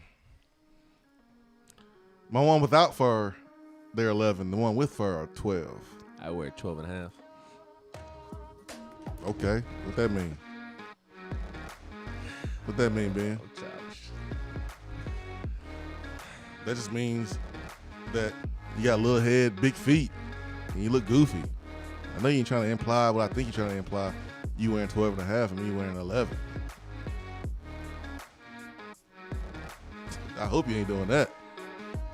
Go get the tape measure. 865-255-03 is our telephone number. What is C-Mac talking about on the program? Go back to sleep, C-Mac. Be right back.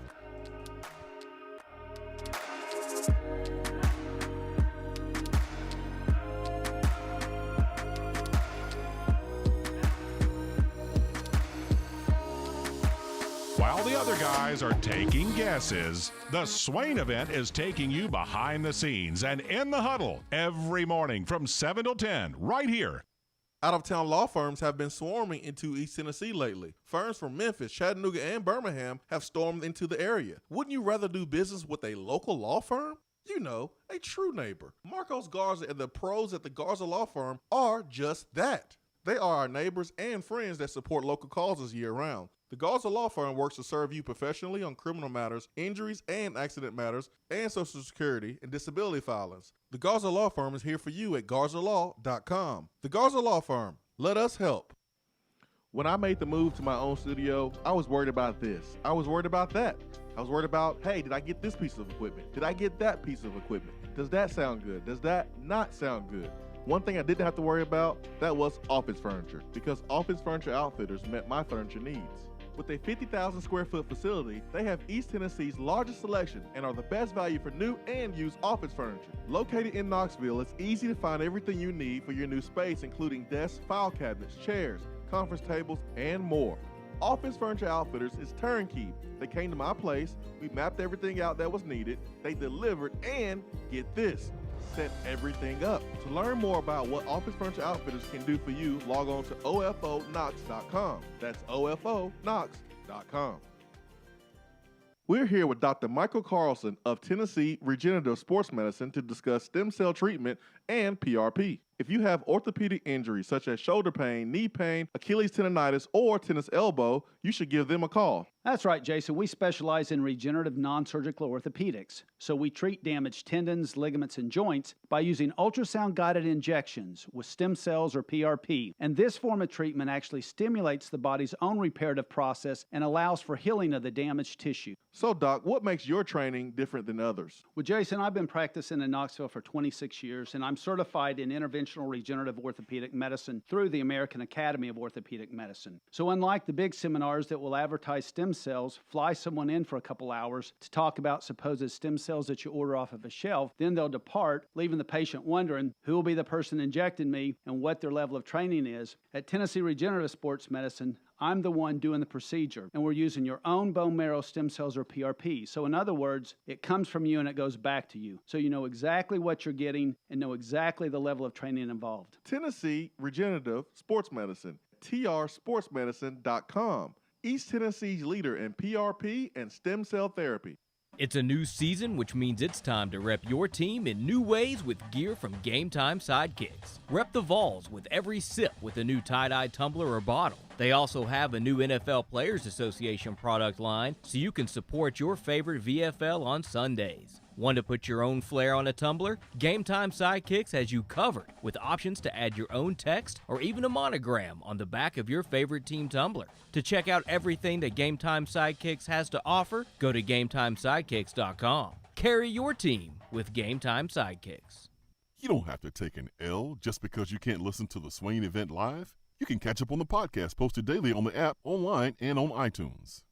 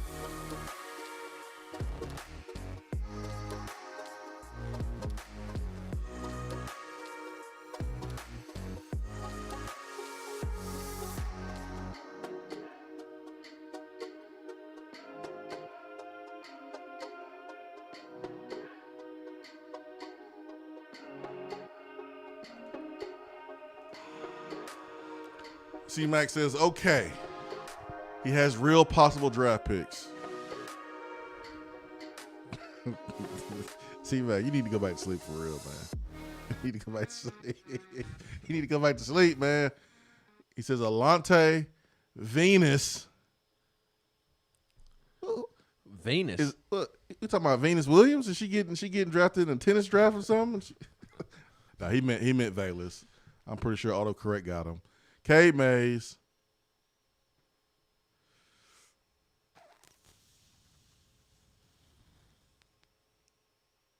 What did he say? Paxton Brooks.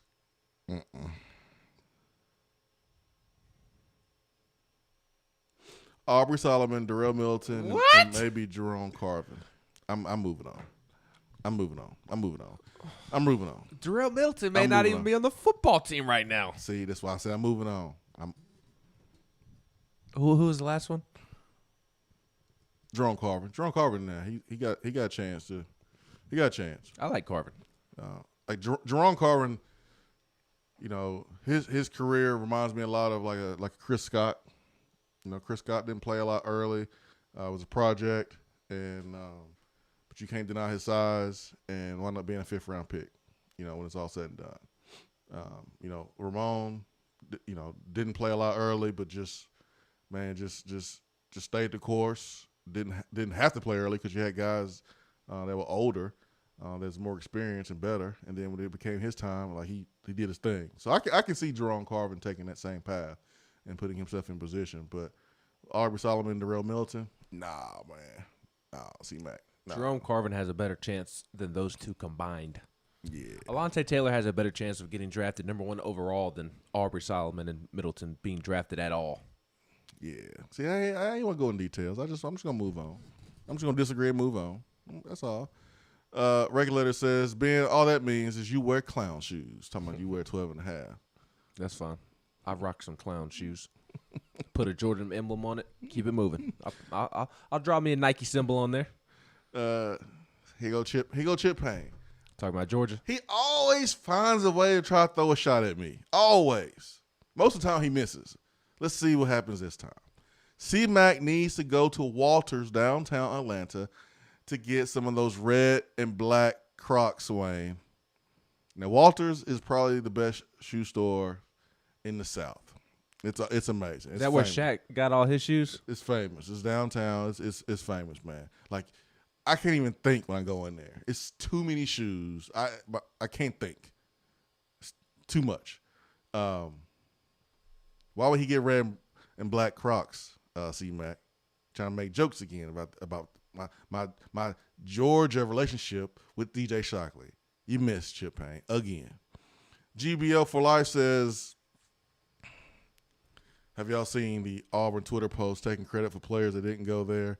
What's the deal with that? Yes, we did. We spoke about that in hour #1. We call that reaching. And stupidity. We call that reaching. Hard. Reaching so hard where you trip and fall. They had a dude on there that played at Boise State named Brett Rippin that is on the active roster there with the Denver Broncos. He was a good player at Boise State. Don't get me wrong. Great player at Boise State. But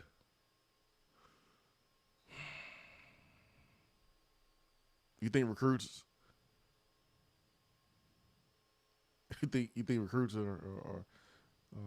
are moved by seeing Brett Rippin in the middle of the Auburn recruiting graphic? Oh boy. Oh no, Brian Harsin. That's not going to work in the SEC.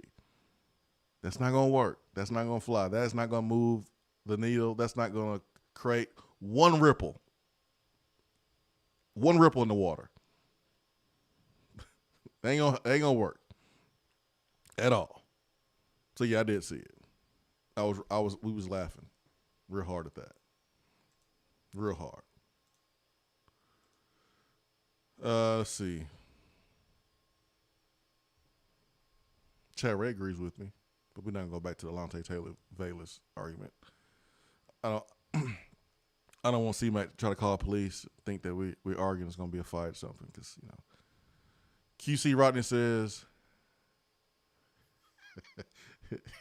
went from C-Mac to C-Crack this AM. C-Mac was on one today.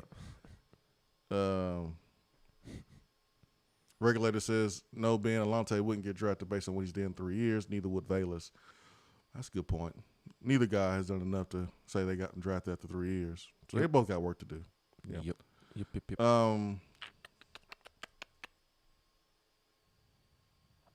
J.C. Horn didn't get his first career pick in college until this past year. That's true. I didn't mention anything about Alontae's stats. Yeah. Dustin's might be right. And we talked about this during the break. DBs and receivers, it's really hard for us, like the common football spectator when we're watching the game, it's really hard for us to tell if they're doing the right thing or the wrong thing unless the ball comes their way and the video camera pans their way. Do you want an example? Josh Palmer. Because you look at the stats, you look at the times that the ball went his way, you don't know if he's doing something right or wrong. You would think, wait a minute, he didn't do enough good things to be drafted in the third round. But you go turn on the film, the all-22, you see the end zone copy, you see the wide copy, and you see him releasing, blocking, creating separation, even when the ball's not coming his direction, or even when the ball is overthrown. And that's how he's evaluated with a DB. Unless you're at the game, you're watching on TV, we only judge BPUs and interceptions. But what about when a quarterback goes through his progressions, looks in that DB's direction, and decides, I'm not going that way, I'm not throwing the ball because the DB is doing a good job covering the wide receiver. That goes unnoticed most of the time by us because we may not see that. The camera's going to follow the ball. Well, the ball didn't go that way, so we don't see what happened. We didn't see what happened. So receivers and DBs sometimes, man, they don't get the credit they deserve. Ben Hall says you see Jalen Hyatt getting drafted either after the 22 season or his senior year. So after his junior season. I don't know, man. I don't know, Ben. I can see it. I cannot see it. It really depends on Jalen. Like, you got to be built different to put yourself in a position to be drafted after your junior year. Like, that's why I said on Monday, there's a lot of people that think they know what it takes to be drafted, and they don't. There's a lot of players that think they know. I went through the same thing. Like, there was guys on my football team that I was like, oh, yeah, man, he getting drafted. He's a baller for us, man. He was awesome. And then you watch the draft, and you're like, yo, that person I thought was really good on our football team to get drafted. It changes your whole entire perception. It changes it totally for you.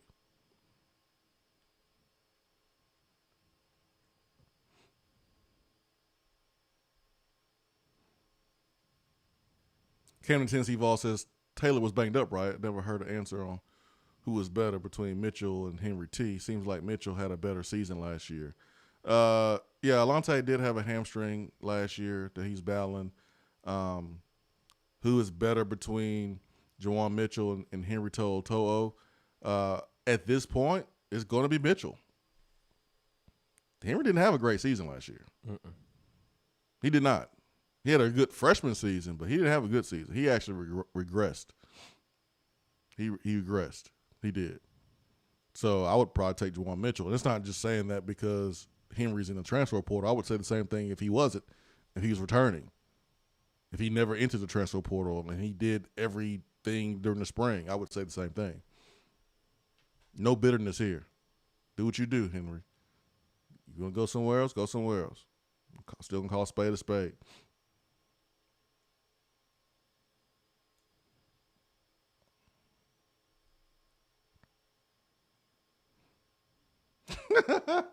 Jonathan 77, will J.J. Peterson get drafted? Boy, y'all, you silly, Jonathan. You silly.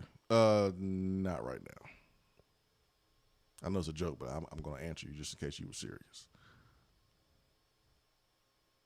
Volunteer Jack says, I think having someone coach you that actually wanted you will serve Alante well. Coach Martinez will be great for him. He will get drafted. I mean, a lot of stock in Willie Martinez. I think Alante and Velez has an opportunity to be featured more, and I think they'll have the best year of their careers. Volstorm says, define what a BPU is. What is the real definition of a BPU? Especially when you knock down the ball. You get your hands on the ball as a DB. Well, it's a PBU, pass breakup. What'd I say? I guess you said BPU. My bad. I didn't catch it. Yeah, pass breakup. My bad, Volstorm, if I said a BPU, but pass breakup. PBU. DR Vol will. Alante keep BYU game out of his highlights. No, they'll be in there. All of it. All of it's going to be in there. The good, the bad, the ugly. There's you can't appreciate the good unless you show the bad. You got to show it all. Y'all remember that Ole Miss game when Emmanuel Mosley was getting torched? Mm-hmm. In 2014? Yep. What is he doing now? By Laquan Treadwell. What is he doing now? Balling out in the league. What about Justin Coleman getting torched? Remember those plays? Hey, I mean, it happens to young DBs. It happens to you. You're gonna get beat at corner.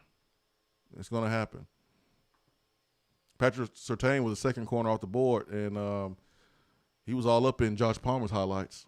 Mm-hmm. Tyson Campbell was a second-round pick of the Jaguars. He was all up in Josh Palmer's highlights too.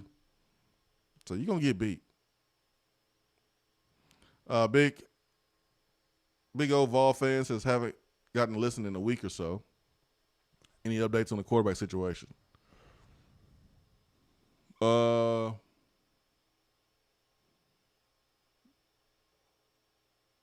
Has anything happened in a week or so besides Joe Milton? No.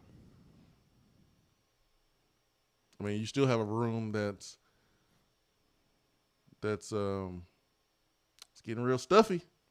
That's one way to look at it. I think about the scene from Friday After Next. Man, it's small in here. No, you big in here. That's how the receiver room, the quarterback room is looking.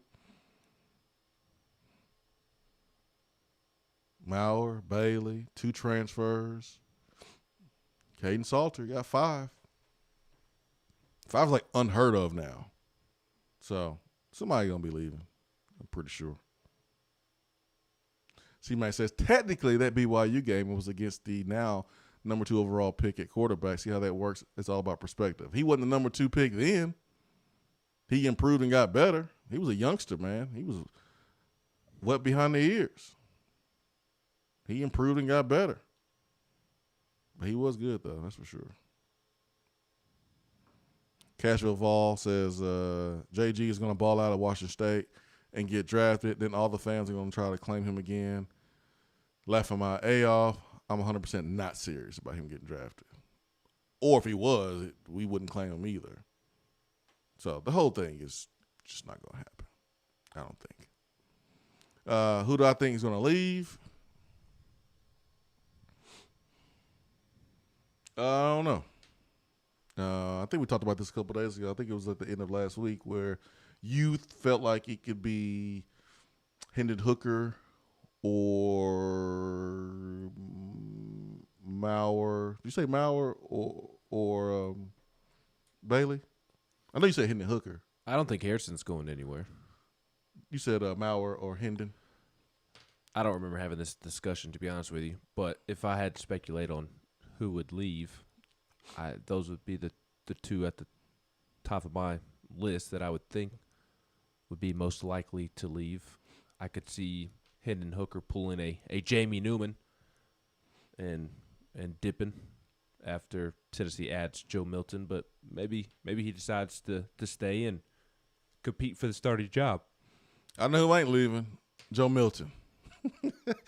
I'm pretty certain of that. And I don't think Salter is going to go anywhere, but I could be wrong. But Salter is on the team, and has it been cleared? I mean, the charges, have been dropped, but as far as rejoining the team, that's going to take place here in a couple weeks. I heard he was cleared from a university standpoint a couple of weeks ago. We'll see. About joining the team. Yeah. There are two different levels to that. Brandon Luckett says, will the spring game be on Alante's highlights? No, they don't put spring game stuff on there. They ain't going to do that. Let's see here. Vaughn Birmingham says, I've been trying to figure out what the hell a BPU was for 30 minutes now. Shut up, Vaughn Birmingham. I made a mistake.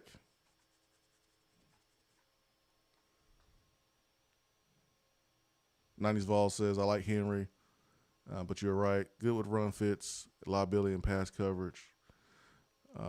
Yeah, I mean, he regressed a little bit. It's hard to come in as a true freshman, ball out, and then maintain.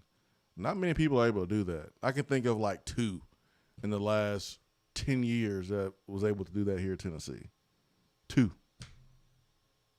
Maintain their entire career. Like the day they stepped on campus to the day they left campus, maintain the same production, quality of play the entire time they were here. I can name 2. Eric Berry. Derek Barnett. 2. What about Alvin? 2. Eric Berry, Derek Barnett. And Kamara wasn't any fault of his own. Like, it wasn't his fault. He just, he just wasn't used. We know that. What about CP from game 1 to game 12? Nah, man. He disappeared sometimes because he wasn't used because he didn't know the plays like he should have. He should have been dominating game 1 to the end to the end of the season every game. Now when he put that head back now. In Mississippi State game, I think it was like a reverse or something. Woo-hoo. Woo-hoo. But I want to see him make more plays at receiver. But no, man, he was only here 1 year. So it's hard. It's hard to come here, and the moment you step on campus to the moment you leave, like, you're playing at an all-time high level.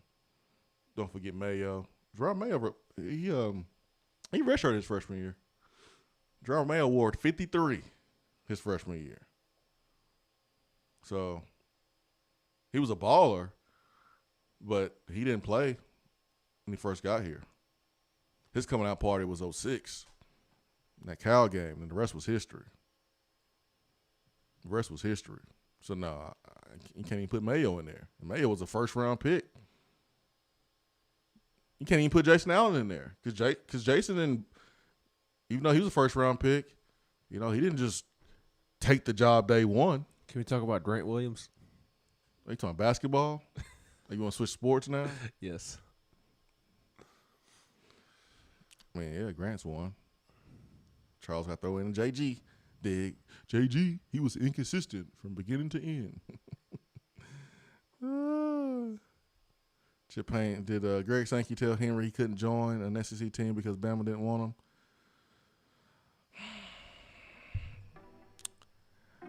him? I think for Henry, I think teams is more than just – I think teams are like a little worried about dad and wondering if it's worth the extra energy. That's what I think teams are wondering. What Henry's dad did is not normal, folks. It's not normal. So it's probably why he hasn't picked the school yet. Hour 3 coming up.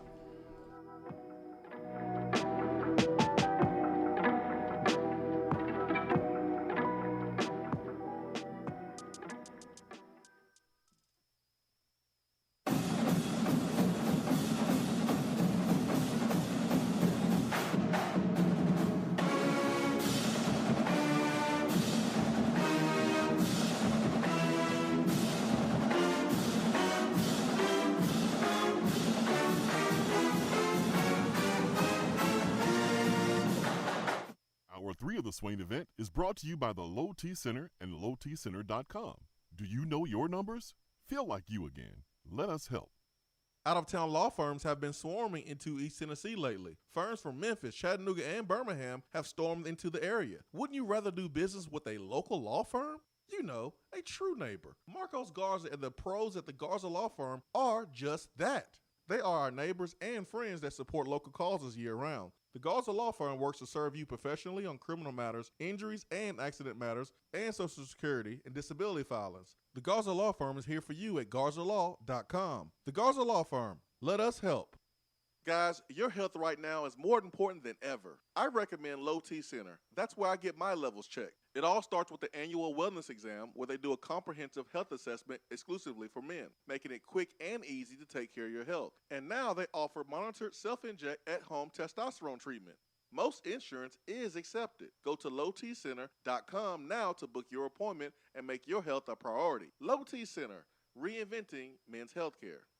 It's a new season, which means it's time to rep your team in new ways with gear from Game Time Sidekicks. Rep the Vols with every sip with a new tie-dye tumbler or bottle. They also have a new NFL Players Association product line, so you can support your favorite VFL on Sundays. Want to put your own flair on a tumbler? Game Time Sidekicks has you covered with options to add your own text or even a monogram on the back of your favorite team tumbler. To check out everything that Game Time Sidekicks has to offer, go to GameTimeSidekicks.com. Carry your team with Game Time Sidekicks.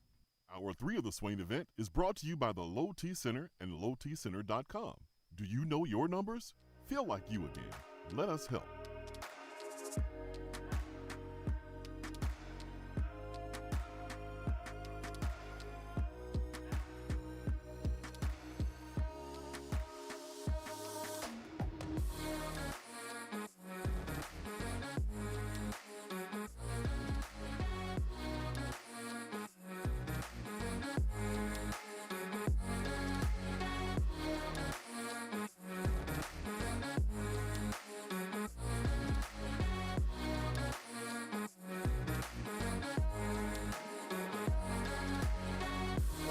Came across this on Twitter during the break. 2013 quarterback draft class. Woo! First round pick, E.J. Manuel, Florida State. Second round pick, Geno Smith, West Virginia. Mike Glennon from NC State. He was third round pick. Matt Barkley.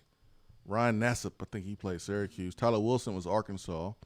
Fourth round. Landry Jones, Oklahoma, fourth round. And then 4 seventh round picks. Not one of those quarterbacks start in the NFL. And I think 90% of them are not even in the NFL. Proof that even the experts, man, you just don't know. You just don't know. Just don't know. Wow. I'd like to go see some of the other draft classes. Chip Payne says, just say it. Henry's not that good. No, Henry is good. He just wasn't as good his sophomore year as he was his freshman year. And it's not looking like his junior year is going to be much better because he's not putting in the correct amount of work. A.J. Johnson was pretty good from day one until he got kicked off the team. Yeah. A.J. wasn't Derek Barnett, Eric Berry level, though. I remember some of the critiques of A.J. Johnson entering his last season about not making plays in the backfield. Had a lot of tackles, had a volume tackles, but tackles because guys, was running right at him. So I remember those critiques. But A.J. was solid. Oh yeah, like A.J. was a day one guy that really had no choice but to play because there wasn't a lot of depth. But definitely different than Derek Barnett and Eric Berry. Definitely different. But I ain't disagreeing with you, Dan Brandon Lucky. He was pretty good from day one, which is what you said.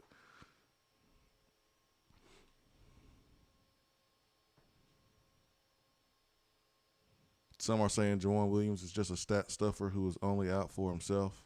Jawan Mitchell. Who's Jawan Williams, Chip Payne? Huh, Chip? Who's Juwan Mitchell? Juwan Mitchell's the guy we got. Who is Juwan Williams? Who was that?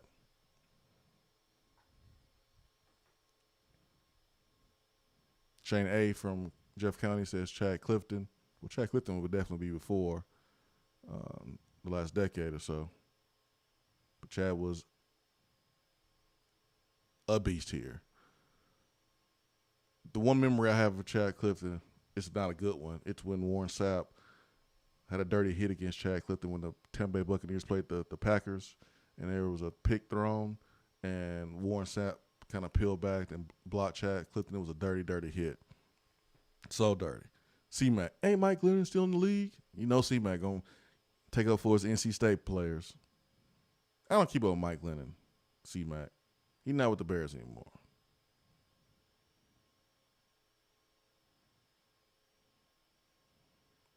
True Vol fans know, remember, we did have the biggest NFL bust of all time. No, we don't. We don't have the biggest NFL bust of all time. No, Washington State does. LSU does. You think Jamarcus Russell bigger bust than what's that guy's name? My brain is failing. Ryan Leaf? Yeah, Ryan Leaf. Ryan Leaf wasn't the first overall pick. What was he, second? Peyton was. Peyton was. Who would be Tennessee's biggest bust? Why are you doing this to me, man? I plead the fifth. I don't know. I plead the fifth. Who would be Tennessee's biggest bust? I plead the fifth. Or how would Tennessee have the biggest bust of all time? I plead the fifth. Somebody enlighten 1, me. 2, 3, 4, 5, fifth. I plead the fifth. I plead the fifth. I plead the fifth.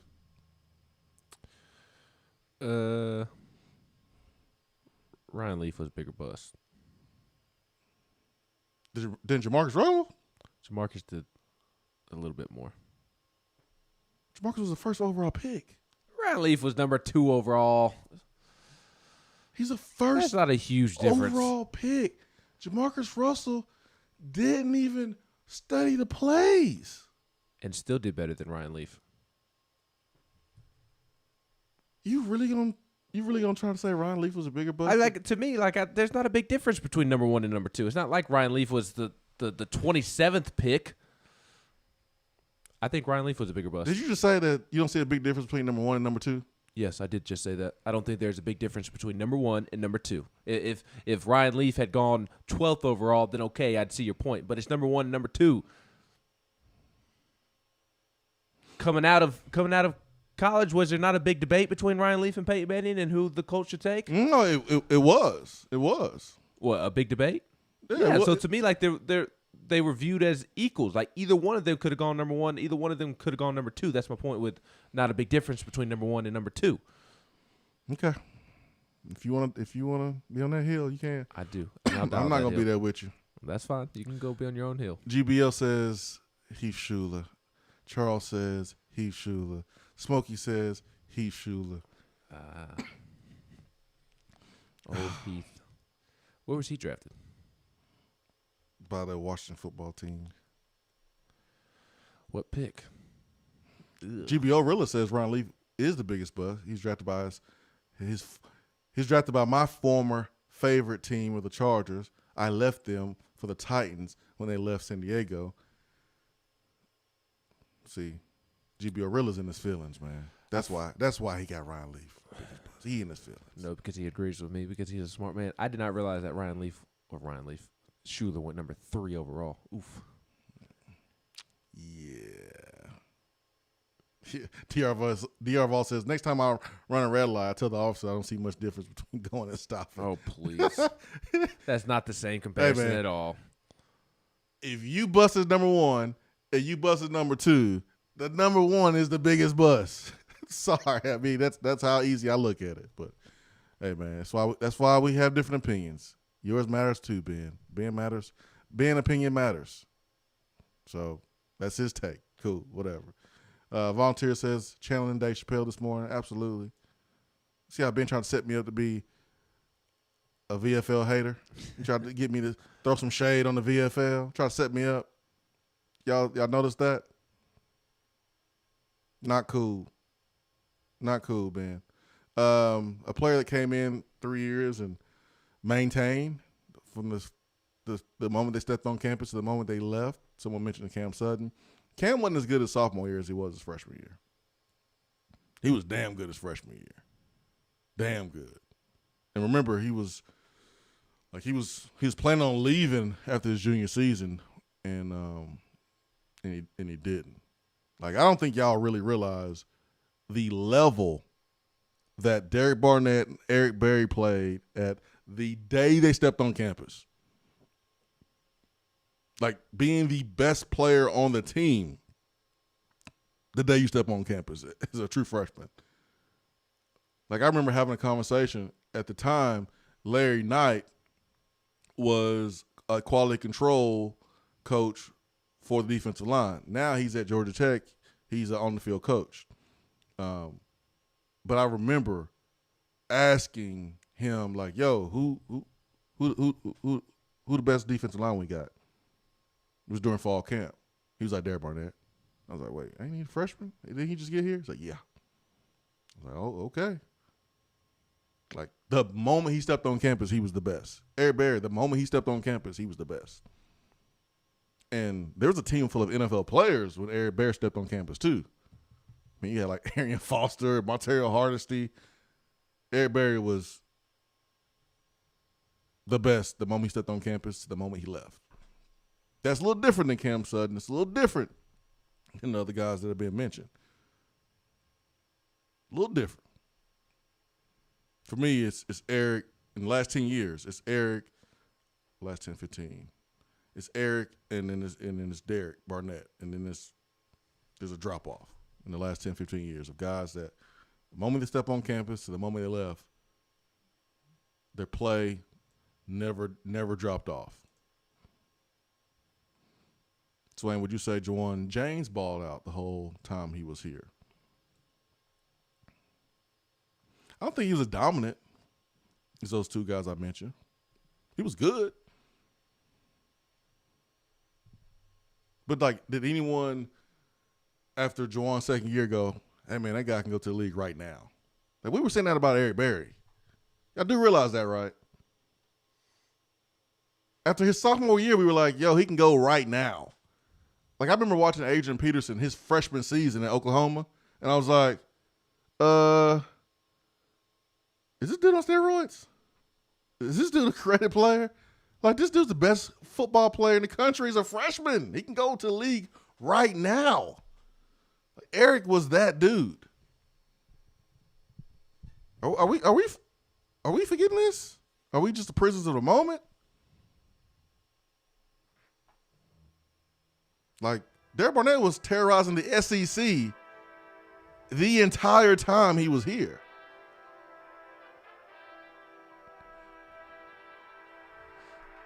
Another level. Another level. 865-255-03. Iris Networks hotline. Hour 3 is powered by Low T Center and lowtcenter.com. Stay with us.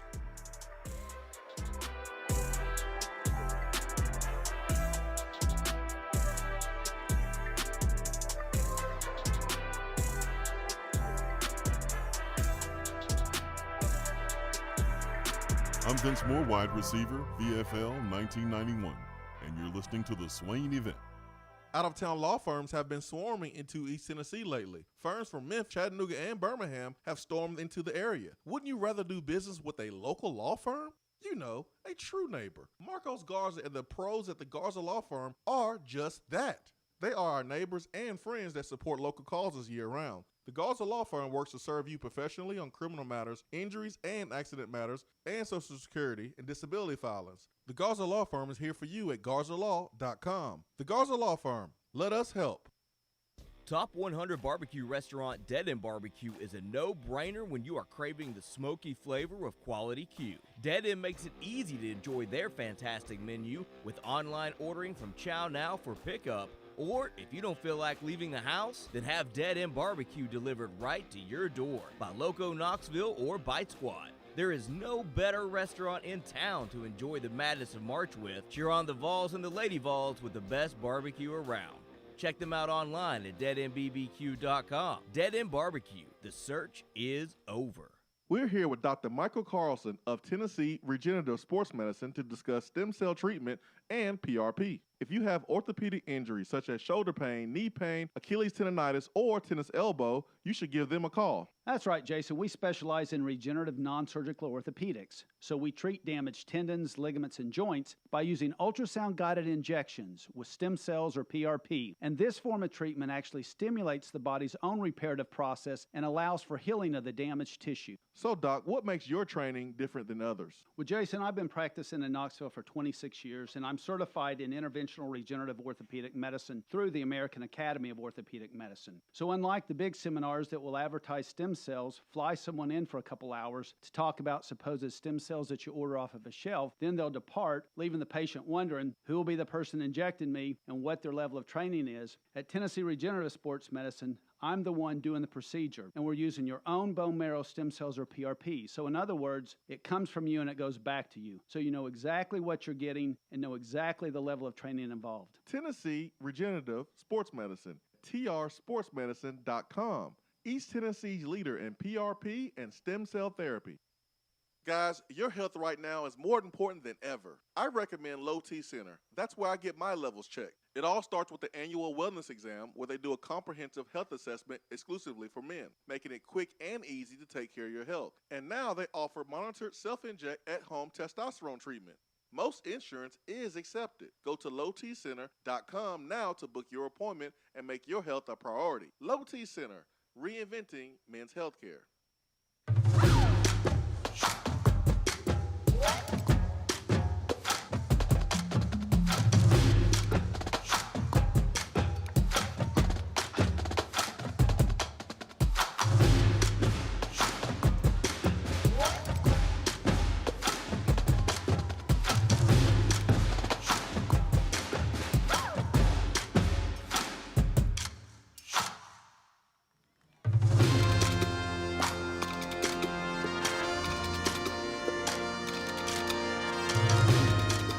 Hour 3 powered by Low T Center and lowtcenter.com, reinventing men's healthcare. Ben McKee, Jason Swain. It is Hump Day, Wednesday, Cinco de Mayo. So be careful tonight. Please don't drink and drive. Call an Uber. Call a taxi. Call a Lyft. Just don't call me. It's time for Around the SEC. What we got, Ben? I only have one nugget. Seems like you have the biggest topic of discussion to mention, so I'll give my nugget and get out of the way for you. But Auburn safety Chris Thompson has entered the transfer portal, was part of the team's 2020 recruiting class. So Auburn had a safety enter the portal. Can't help it. Go ahead, Google what he was coming out of high school, Swain. I can't help it, man. I got a problem. I need to see some help. But most people have a different addiction when it comes to Googling things. Your addiction on Google is Googling people who enter the transfer portal. Oh, I can't help it, man. Oh, Duncanville. From Texas? Duncanville High School. Okay. Dallas area. Uh-huh. Okay, who you have second? Ohio State, Texas, USC, Alabama.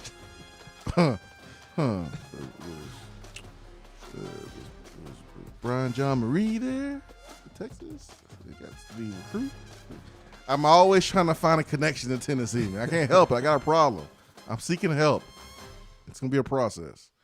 Let's get to DR Vol, then I'll kind of share what's taking place here in Tennessee that's big for college athletics. DR Vol, good morning.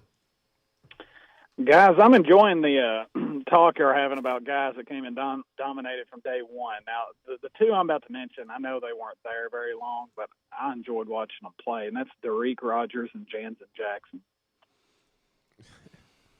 Did you feel dirty saying Jansen Jackson? It's kind of hard to say. I know you have no morals, so I guess you didn't have a problem saying it. I mean, I can't help what he did off the field, but I mean, on the field, he was fun to watch. Yeah, Rick did his thing here in Tennessee, man. I mean, he was a baller. No, he was a baller. But I'll never forget him going down the middle. I can't remember who he was against. I mean, he got drilled in Cincinnati. Oh, that's it. Yeah, Cincinnati. Then he put his hands out with his helmet off. One of the greatest Tennessee photos of No, all it time. was- I it was loved great. Derrick Rogers. Derrick Rogers on those Dooley teams was one of my favorite players. I loved the 21 for a receiver. I mean, he's just an athletic freak and just made all the tough catches. I loved me some Derrick Rogers. I was I did too, devastated when he man. got kicked off. I was too, man, and I was really shocked he didn't make it with the Colts. You were shocked. Yeah, you should not have been shocked. I mean, that dude could play some football. Y'all know that. Yeah, but that's not why he didn't make it. But that's not why he. Oh, I know. Yeah. I know. He But you were just can't shocked. keep his head straight. Yeah. It I was so disappointed, man, when he didn't make it in the league because I figured like getting kicked out here, going to Tennessee Tech, I thought that would just wake him up and then just get to the league, get some structure, man, start getting some paychecks. He'll turn it around, but he did, man. He was one of the most talented receivers I've ever seen play here at Tennessee. If he had his head on straight, he would have by far had the most successful pro career out of Justin Hunter, and Cordell Patterson. CP has had a nice career. Dirks would have been even better had he had his head on straight. Yeah, I would agree with that. And I guess next year instead he'd just be catching passes from JG in the XFL. Now, as a freshman in 2010, I mean, he caught 11 passes for 167 yards. So I wouldn't necessarily put him in that Eric Berry, Derek Barnett conversation. Yeah, that's true. Maybe next year. I guess I'm being biased. You think about that's 11 years ago. Just think about how fun he was in that catch for Cincinnati. Now his sophomore year is where he ripped stuff up, but his freshman year, not so much. So he's not even close to that conversation, honestly. Yeah. Ben, you care if we talk a little baseball? Yeah, go for it. I don't care what we talk about. Oh, you don't care what we talk about? We don't have to talk about sports then. So I know that Vanderbilt played Louisville last night. How come we were off this week for a midweek game? We just played too many games. No, just how the schedule fell. So in college baseball, do some teams play more than the other in the regular season? I don't know the exact answer. I know Tennessee's target is 60 games, and I feel as if that is the target for most schools or what they end up around. It's kind of like college basketball. I don't believe everybody ends up with the same amount of games played as long as they're around 30. And then obviously there is a requirement that you have to meet in order to qualify to make the NCAA tournament and things of that nature. It's just how the schedule fell, and they wanted to, I think 55 to 60 games is the target range. I don't know the exact rule on that. I gotcha. Now, what do you think about this? I know it's not this weekend, but the Arkansas series coming up. Are we going to sell it out? Or are they going to allow them to fill the stadium up? That is a question for a public health official. I mean, they would have to change the way they're going about doing things in Knox County. If they're going to open things up, I would imagine. I don't know. I'm not well versed in that area. If I'm being completely honest. Let's say this. I think if a lot of people show up and go to the game, there'll be a lot of people at the game. Yeah. Yeah, I imagine that's what's going to happen. I'm sure it's going to be rowdier than the Vanderbilt series. Don't y'all think? I mean, we got a chance to win the SEC. It has the potential. I just there's not that, like, even though it's baseball, there's that hate for Vanderbilt. There's not that hate for Arkansas, and then I think people are more aware of Kumar Rocker and Jack Leiter than they are of any Arkansas player. I think if you asked 99% of Tennessee fans to name one Arkansas baseball player, I don't think that they could. So, and that's not the same for Vanderbilt. You can name Kumar Rocker. You can name Jack Leiter if you even pay the slightest bit of attention to. And you got kids from Knoxville on the team. Correct. So I don't know about it being the best atmosphere of the year. Plus, part of what made Vanderbilt the best atmosphere of the year was Evan Russell hitting that grand slam to give Tennessee the lead late in the game on Saturday. Kind of hard to recreate that. But it'll be a great environment for sure. I mean, number one team in the country, one of the best teams in the country coming in. SEC East race is still ongoing and trying to win the SEC East for the first time in forever and make sure you end up with a good seed in the SEC tournament at the end of the month. And you're still playing for the possibility to host a regional and a super regional, a lot to play for. So I definitely think it'll be a great environment. Yeah, and plus the students. I mean, they're going home, aren't they? They're in the midst. They won't be there for. Yeah, I would imagine so because that's next weekend, and students are in the midst of finals right now. So I imagine the semester would be completely over by the time that series rolls around. I don't care, man. There's been a lot of folks, telling Tennessee what they need to be doing with Tony Vitello and doing whatever it takes to keep him around and give him what he wants. Well, that also includes you by going to games like this where you're playing the number one team in the country and packing the house out. And if the house is not packed, that's because people were turned away because of the capacity protocol. So I think that series is a good opportunity for the fans to kind of prove to administration that Tennessee baseball matters. Not just typing it on Twitter, but going to the game and recreating that same atmosphere they did against Vanderbilt. Man, we got to keep them. This year has been so much fun watching. I know it's kind of a bandwagon thing, but it's been a lot of fun watching this team. Guys, I've kept y'all long enough. I hope y'all have a good day, and as long as Mike Farrell's not listening, I hope all the listeners have a good day. Thank you, man. Thank you.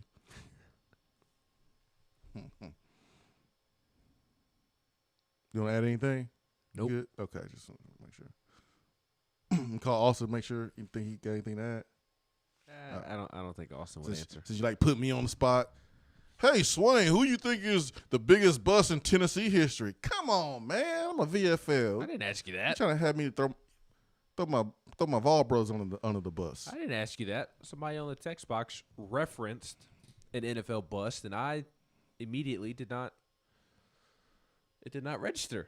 I did not realize Heath Schuler was the number 3 overall pick in the whatever you draft asked me it was. Who was the biggest Tennessee bust in the NFL? Yeah, because somebody on the text box asked you, and I didn't know you who didn't he was You didn't have to referencing. ask me on live radio, Ben. You can't let it slide. You try to set me up for the okie doke. You try to set me up to be a villain, to be a traitor, to throw one of my own under the bus. I'm setting you up, throw one of your own under the bus. How many times have you spoken with Heath Schuler in your life? Last time I talked to Heath was Battle of Bristol.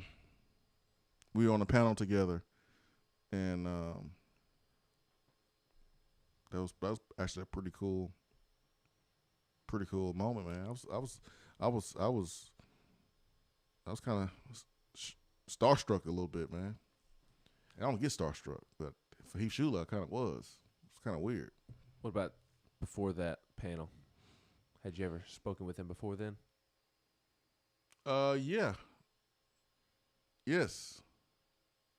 No, actually, that wasn't the last time. The last time was at Coach Fulmer's football camp before he became AD. He had a football camp in Gatlinburg that he put on, and his son came, and Heath Schuler was there too, because ain't nothing but a hop and a skip over the mountains for Heath Schuler. So that was the last time. So how long has Coach Fulmer been the AD? Since 2018. So it probably was like 2017. So like 4 years ago. So 16 was Battle of Bristol and 17. So 16, 17 was the last year I talked to Heath Schuler. But it don't matter, Ben. It's the VFL spirit. I don't have to talk to him. It's the spirit. We all connected through spirit. And you try to get me to throw him under the bus. No. I did not. You try to get me to throw somebody under the bus. Charles on the text box tried to get you to throw Heath Schuler But everybody didn't know what Charles said because this ain't Twitter. It's a text box. Only we see the text box. You brought the comment up. No, I did not.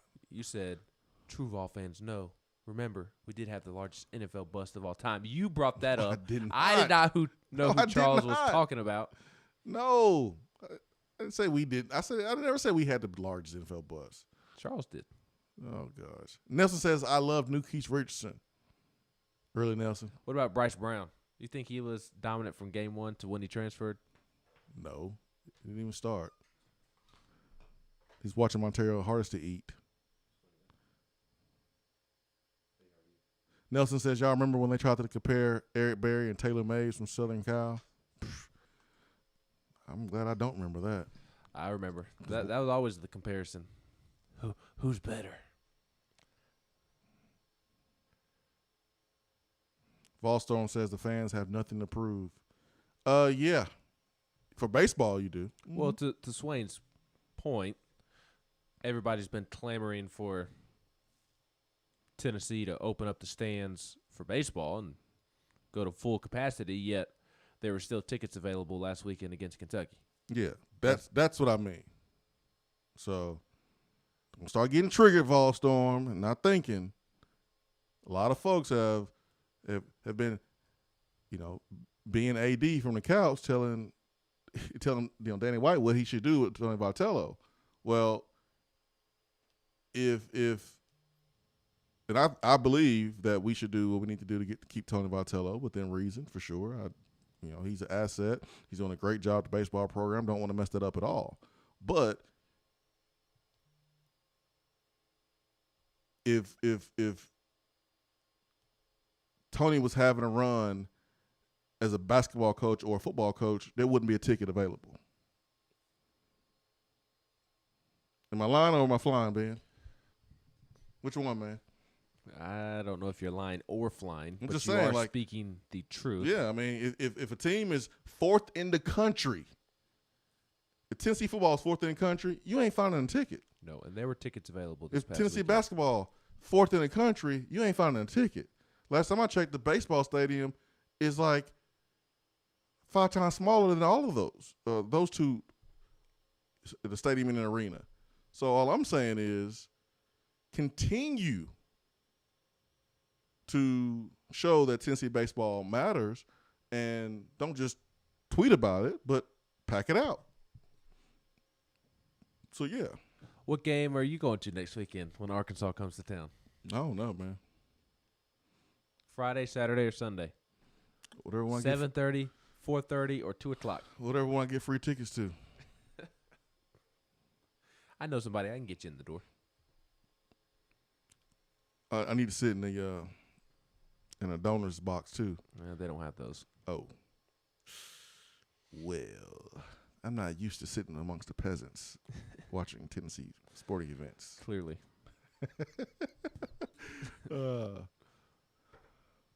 Yeah, man, that'll be a great game to go to. You gonna give me some tickets? Are they good tickets? Yeah, you can sit up there with me.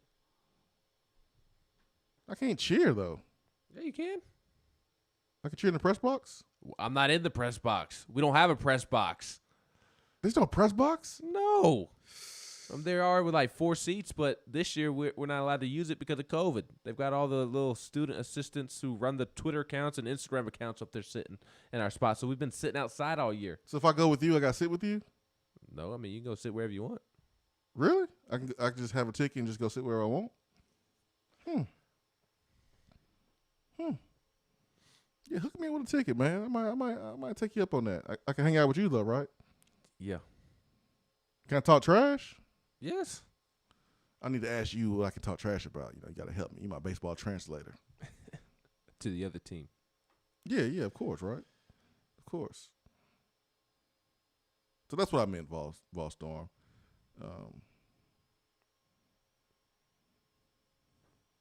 There's no reason why the stadium should be sold out. When you look at a lot of the vocal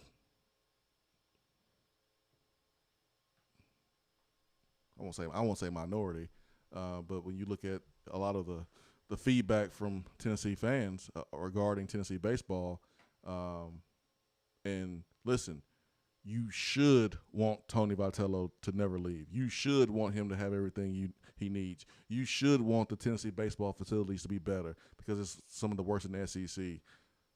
You should want those things. But you also should back up what you're saying with actions too and not have a ticket available in a small stadium. Who's on the phone? Daytona. Daytona, good morning. Hey. What's up, Daytona? How you doing, man? I'm good. Hey, listen, I'm doing a little investigating, okay? I'm going to give you what is said to be Tennessee's top 10 worst bus, going from 10 down to 1. Okay? Okay, what you got? Terry Fair being number 10. Robert Shaw being number 9. Justin Harrell. Elvin Tolles.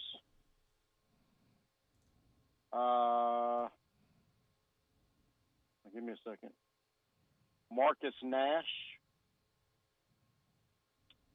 Then I'm scrolling as I'm going, guys. So just have a little patience. Then Antoine Davis at number 5. Antone, yes. His son just committed to play quarterback in South Carolina, so congratulations to Antone. And then Charles McCray. At number 4. And then at number 3, Clyde Duncan. Then number 2, tight end, I don't have my glasses on, George Kittle. Lafo. Man, what website are you on, Daytona? CAFEGO. It's a tailback. I don't know. This is, in all honesty, I just Googled this, and I'm not agreeing with it. Who's number 1? I'm getting to it. Give me just a second. What website are you looking at? Clyde Duncan is number 3. You mentioned him. You want to answer the question? And then number 2 is,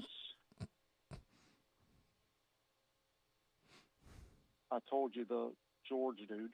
Daytona, we got stuff to do today, man. Hang on one second, Swaino. I'm trying to be the investigator here. Man, you read like somebody from the state of Mississippi. And number 1, Heath Schuler. I don't like this phone call, Daytona. Why are you calling them with negativity? Here's what I did.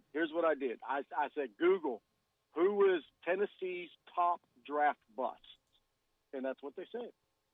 So I was just trying to throw out some names that some people wouldn't think of right off the top of their head. So that's why I called in. Just trying to, trying to help you out. Website are you looking at, Daytona? I said all I did was ask Google. I don't know what website it still takes you to a website. allfortennessee.com. Well, of course. That explains it. Trash. Trash. You know what? I ain't never calling in trying to be helpful again. You know what? You know how long that just took me to do that? What are you zipping up? Huh? What are you zipping up? My little day planner. That's what you call it? Sure, not a fanny pack. It's not a fanny pack, and all I know is you run my zipper either. All I know is you run a cleaning service, and I hear something being zipped up. Yeah. I actually, because you don't ever have great phone service.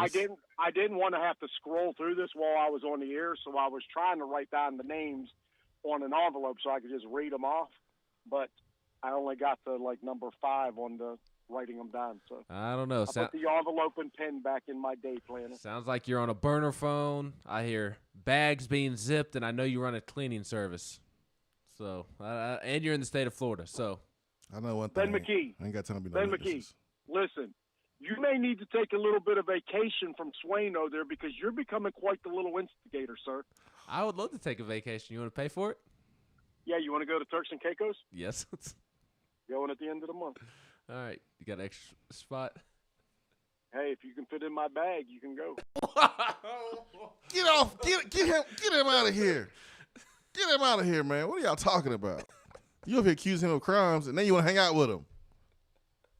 You going to go to jail too, Ben. Why it take so long for Daytona to navigate the internet? It's not that hard, Daytona. Oh, that's why. No, old people, honey, where's my glasses? That's what my dad does. Anita, where's my glasses?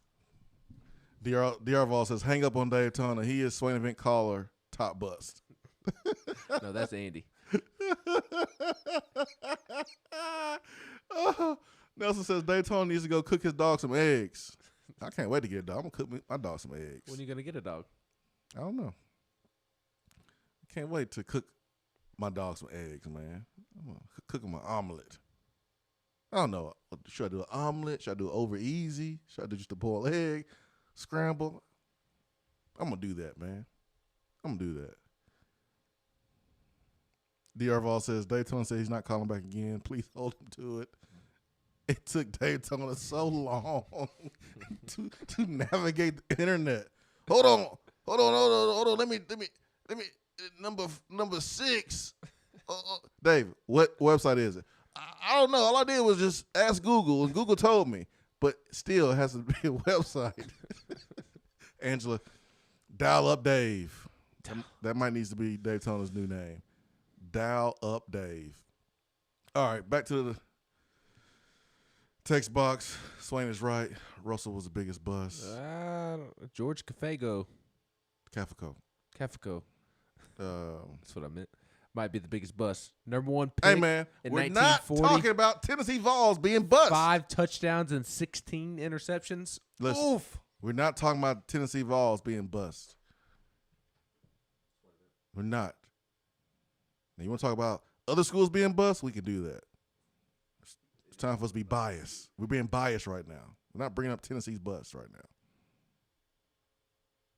We just happy we got dudes in the league. Can't believe Daytona over here referencing a fan-sided website. Oh, man.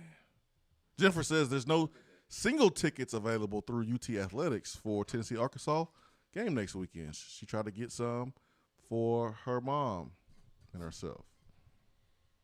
So you saying, Ben, you got some tickets for Arkansas game? Mm-mm.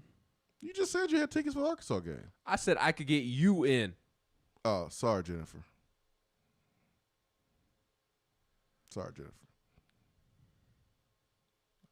I might try to go to that thing. I'm going to sneak in that thing. That might be the game to go to right there. That's going to be highly competitive. It's going to be a lot of juice in the ballpark. Yeah, that might be the game to go to right there.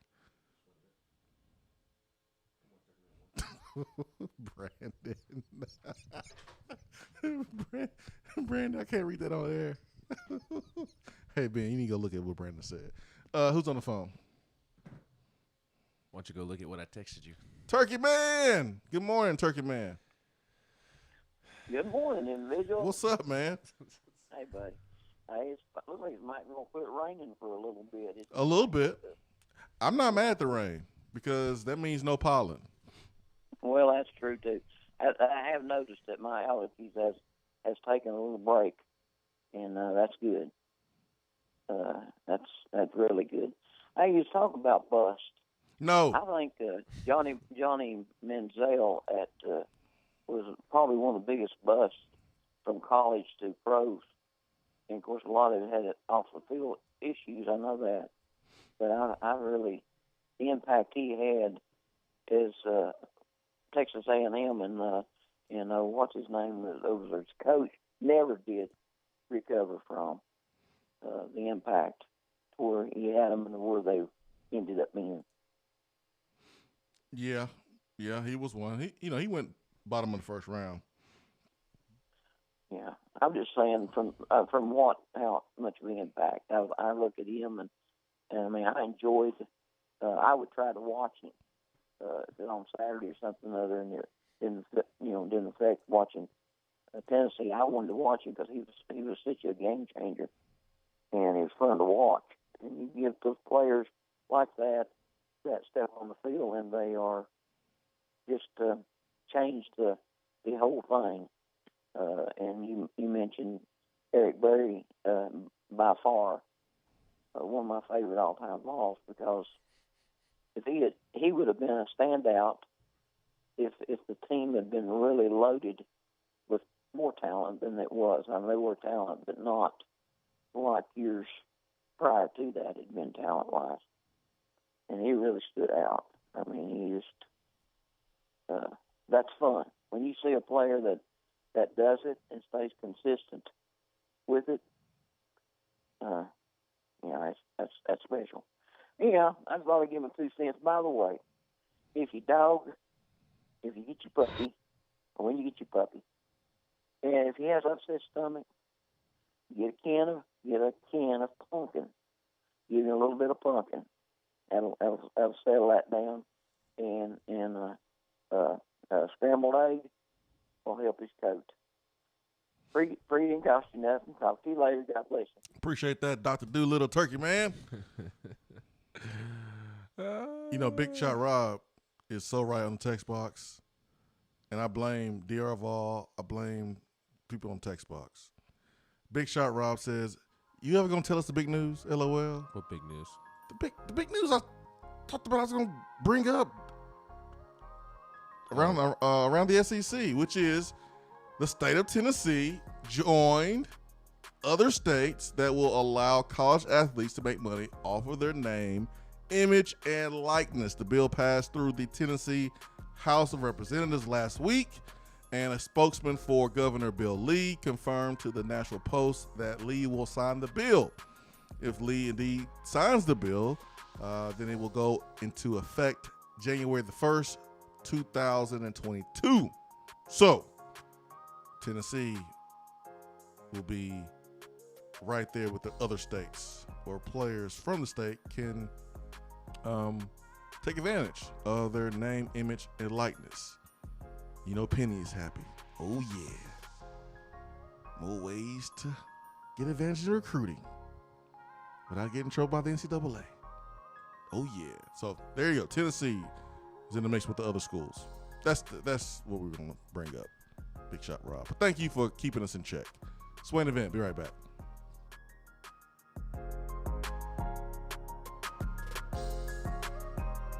Hour 3 of the Swain Event is brought to you by the Low T Center and lowtcenter.com. Do you know your numbers? Feel like you again. Let us help. Out-of-town law firms have been swarming into East Tennessee lately. Firms from Memphis, Chattanooga, and Birmingham have stormed into the area. Wouldn't you rather do business with a local law firm? You know, a true neighbor. Marcos Garza and the pros at the Garza Law Firm are just that. They are our neighbors and friends that support local causes year-round. The Garza Law Firm works to serve you professionally on criminal matters, injuries and accident matters, and Social Security and disability filings. The Garza Law Firm is here for you at GarzaLaw.com. The Garza Law Firm. Let us help. Guys, your health right now is more important than ever. I recommend Low T Center. That's where I get my levels checked. It all starts with the annual wellness exam, where they do a comprehensive health assessment exclusively for men, making it quick and easy to take care of your health. And now they offer monitored self-inject at-home testosterone treatment. Most insurance is accepted. Go to lowtcenter.com now to book your appointment and make your health a priority. Low T Center, reinventing men's healthcare. It's a new season, which means it's time to rep your team in new ways with gear from Game Time Sidekicks. Rep the Vols with every sip with a new tie-dye tumbler or bottle. They also have a new NFL Players Association product line, so you can support your favorite VFL on Sundays. Want to put your own flair on a tumbler? Game Time Sidekicks has you covered with options to add your own text or even a monogram on the back of your favorite team tumbler. To check out everything that Game Time Sidekicks has to offer, go to GameTimeSidekicks.com. Carry your team with Game Time Sidekicks. If you're coming to Knoxville and need a place to stay, do yourself a favor and book a room at Hampton Inn Paper Mill, also known as the Hampton on the Hill. This award-winning property is literally in the top 5% of all Hampton Inn properties. The GM, Stephen Lawrence, is a good old local boy who grew up in the business around Knoxville. He and his staff are always available, always willing to help, and will go above and beyond for their guests. The newest Hampton Inn in Knoxville has clean, affordable rooms, flat screens, fridges, and microwaves in every room. Plus, breakfast is included in every rate. Not to mention, there's also a pool and fitness center on site. If it wasn't so close to amazing restaurants, bars, and shopping, you would never want to leave. At only 6 miles from campus, you're still right in where the big orange action is. Go to HamptonInn.com, search Knoxville, and book your room at the Hampton Inn Paper Mill or call 865-693-5400. If you want to get in on the conversation, call the Iris Networks hotline at 865-200-5503. Grow your business with Iris Networks high-speed fiber internet. IrisNetworksUSA.com.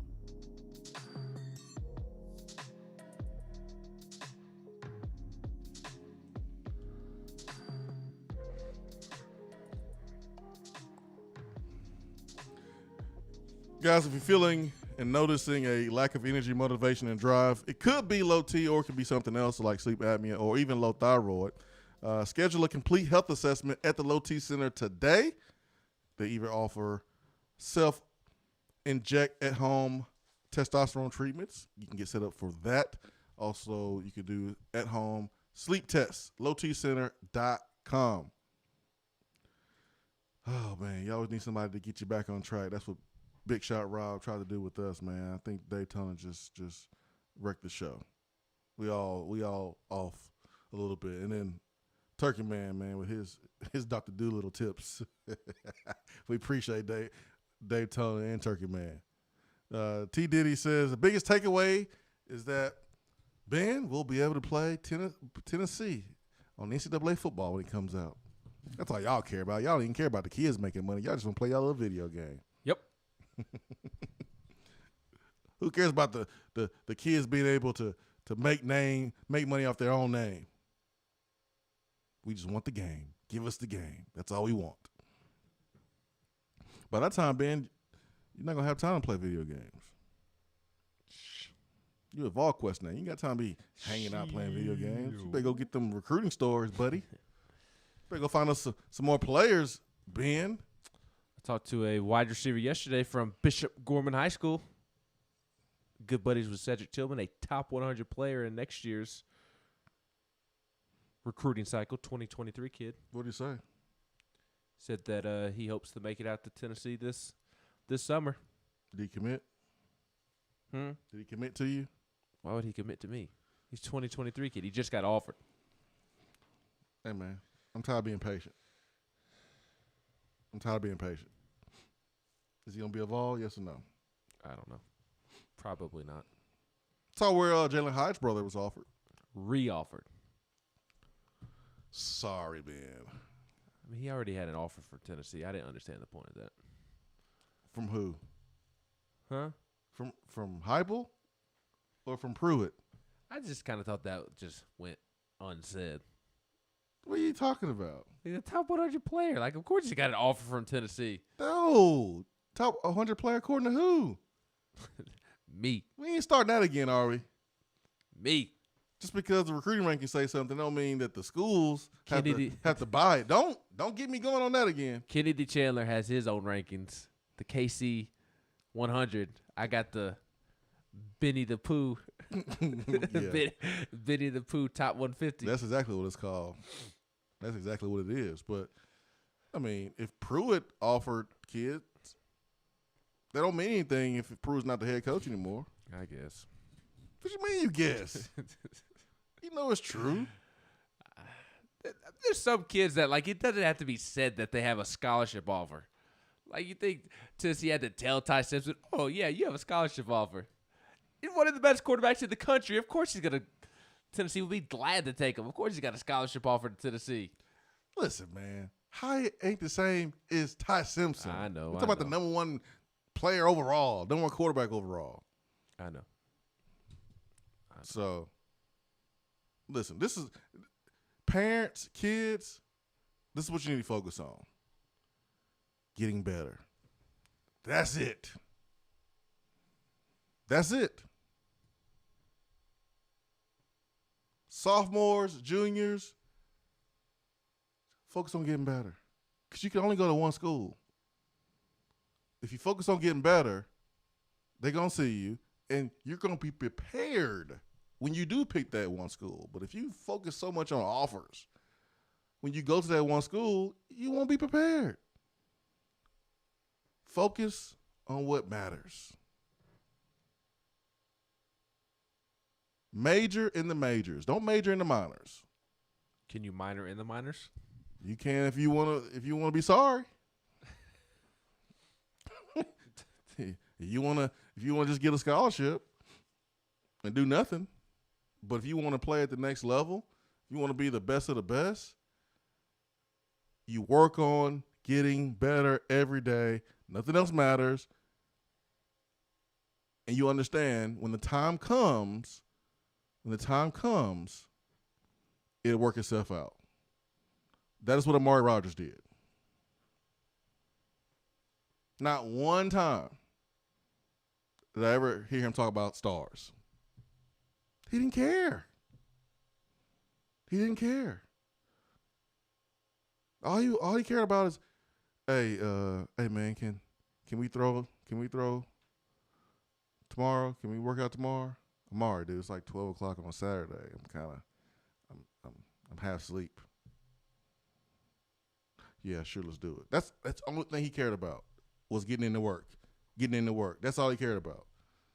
If you just worry about that, getting better, when it matters, you'll know it. So many people get caught up in offers, stars, that they forget that it's about getting better. And then they don't really realize that they just kind of part of a political web. But I ain't going to go there, Ben. I ain't going to really make you uncomfortable. I ain't going to say nothing. I'm just going to keep it real. It ain't going to make me feel uncomfortable. I'm a chameleon.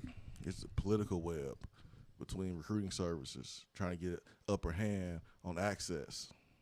But that's none of my business. I stay in my lane. I won't say anything about that. Parents and kids, don't let these recruiting services play you, use you. But tell me everything. Better just work on your game. Be the best player you can be. And when you get your scholarship, you'll be ready to go. Instead, you're going to be the guy that's a 4-star but don't have a committable offer. Or be a 5-star without a committable offer.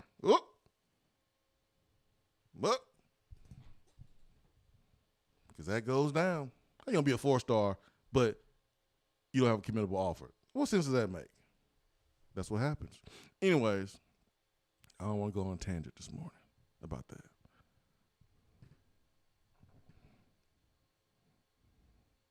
I am happy for you being able to play NCAA football when that happens, though, Ben. I can tell. Because when that happens, I'm getting a PlayStation, and I'm going to play. You already have and I'm going to clap them cheeks. You already have a reason to get a PlayStation and play video games. You know how many Bears fans are excited to play with Justin Fields on Madden now? Hey, when college football comes out, I'm getting the PlayStation. I'm playing. That's right. I'm sitting up right in here in the studio. What's going down, Ben? Is it going down for real? Yes. I used to play some video games back in the day.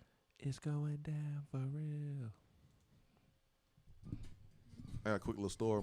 My now wife was playing video games back in the day. She came by the house to hang out. This was before I even knew who she was. And she tried to speak to me.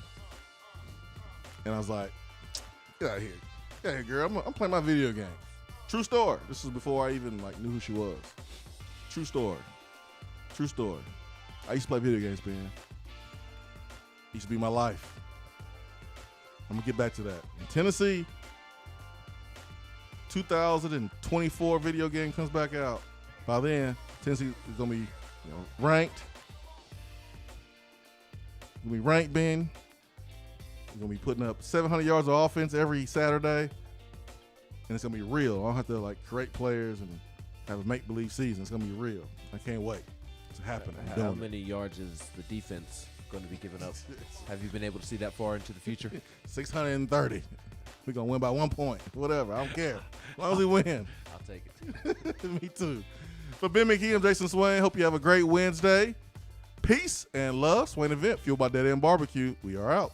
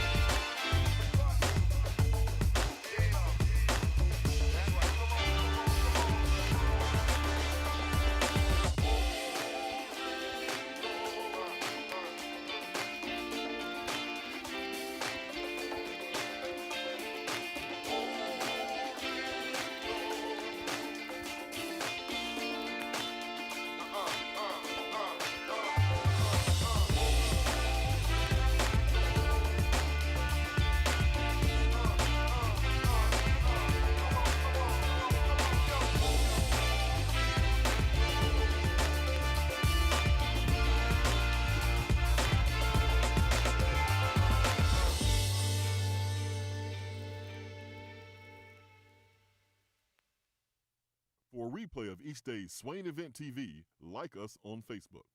Good morning, Swain Event family. As you already know, I'm your go-to realtor when you are considering buying, selling, or investing in East Tennessee real estate. But did you know I can help all of you listeners in other parts of the country? No matter where you're listening from, there's a good chance I have several Keller Williams real estate partners in your area. I've developed relationships with realtors I know I can trust to help you with your needs. So give me a call, Jennifer Morris, Keller Williams Realty, 865-257-7897, or email me at jennifermorris865@gmail.com.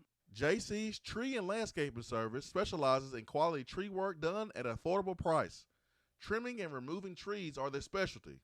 They also offer other services like land clearing, stump grinding, crane services, and all of your basic landscaping needs for both commercial and residential. JC's will give you a free estimate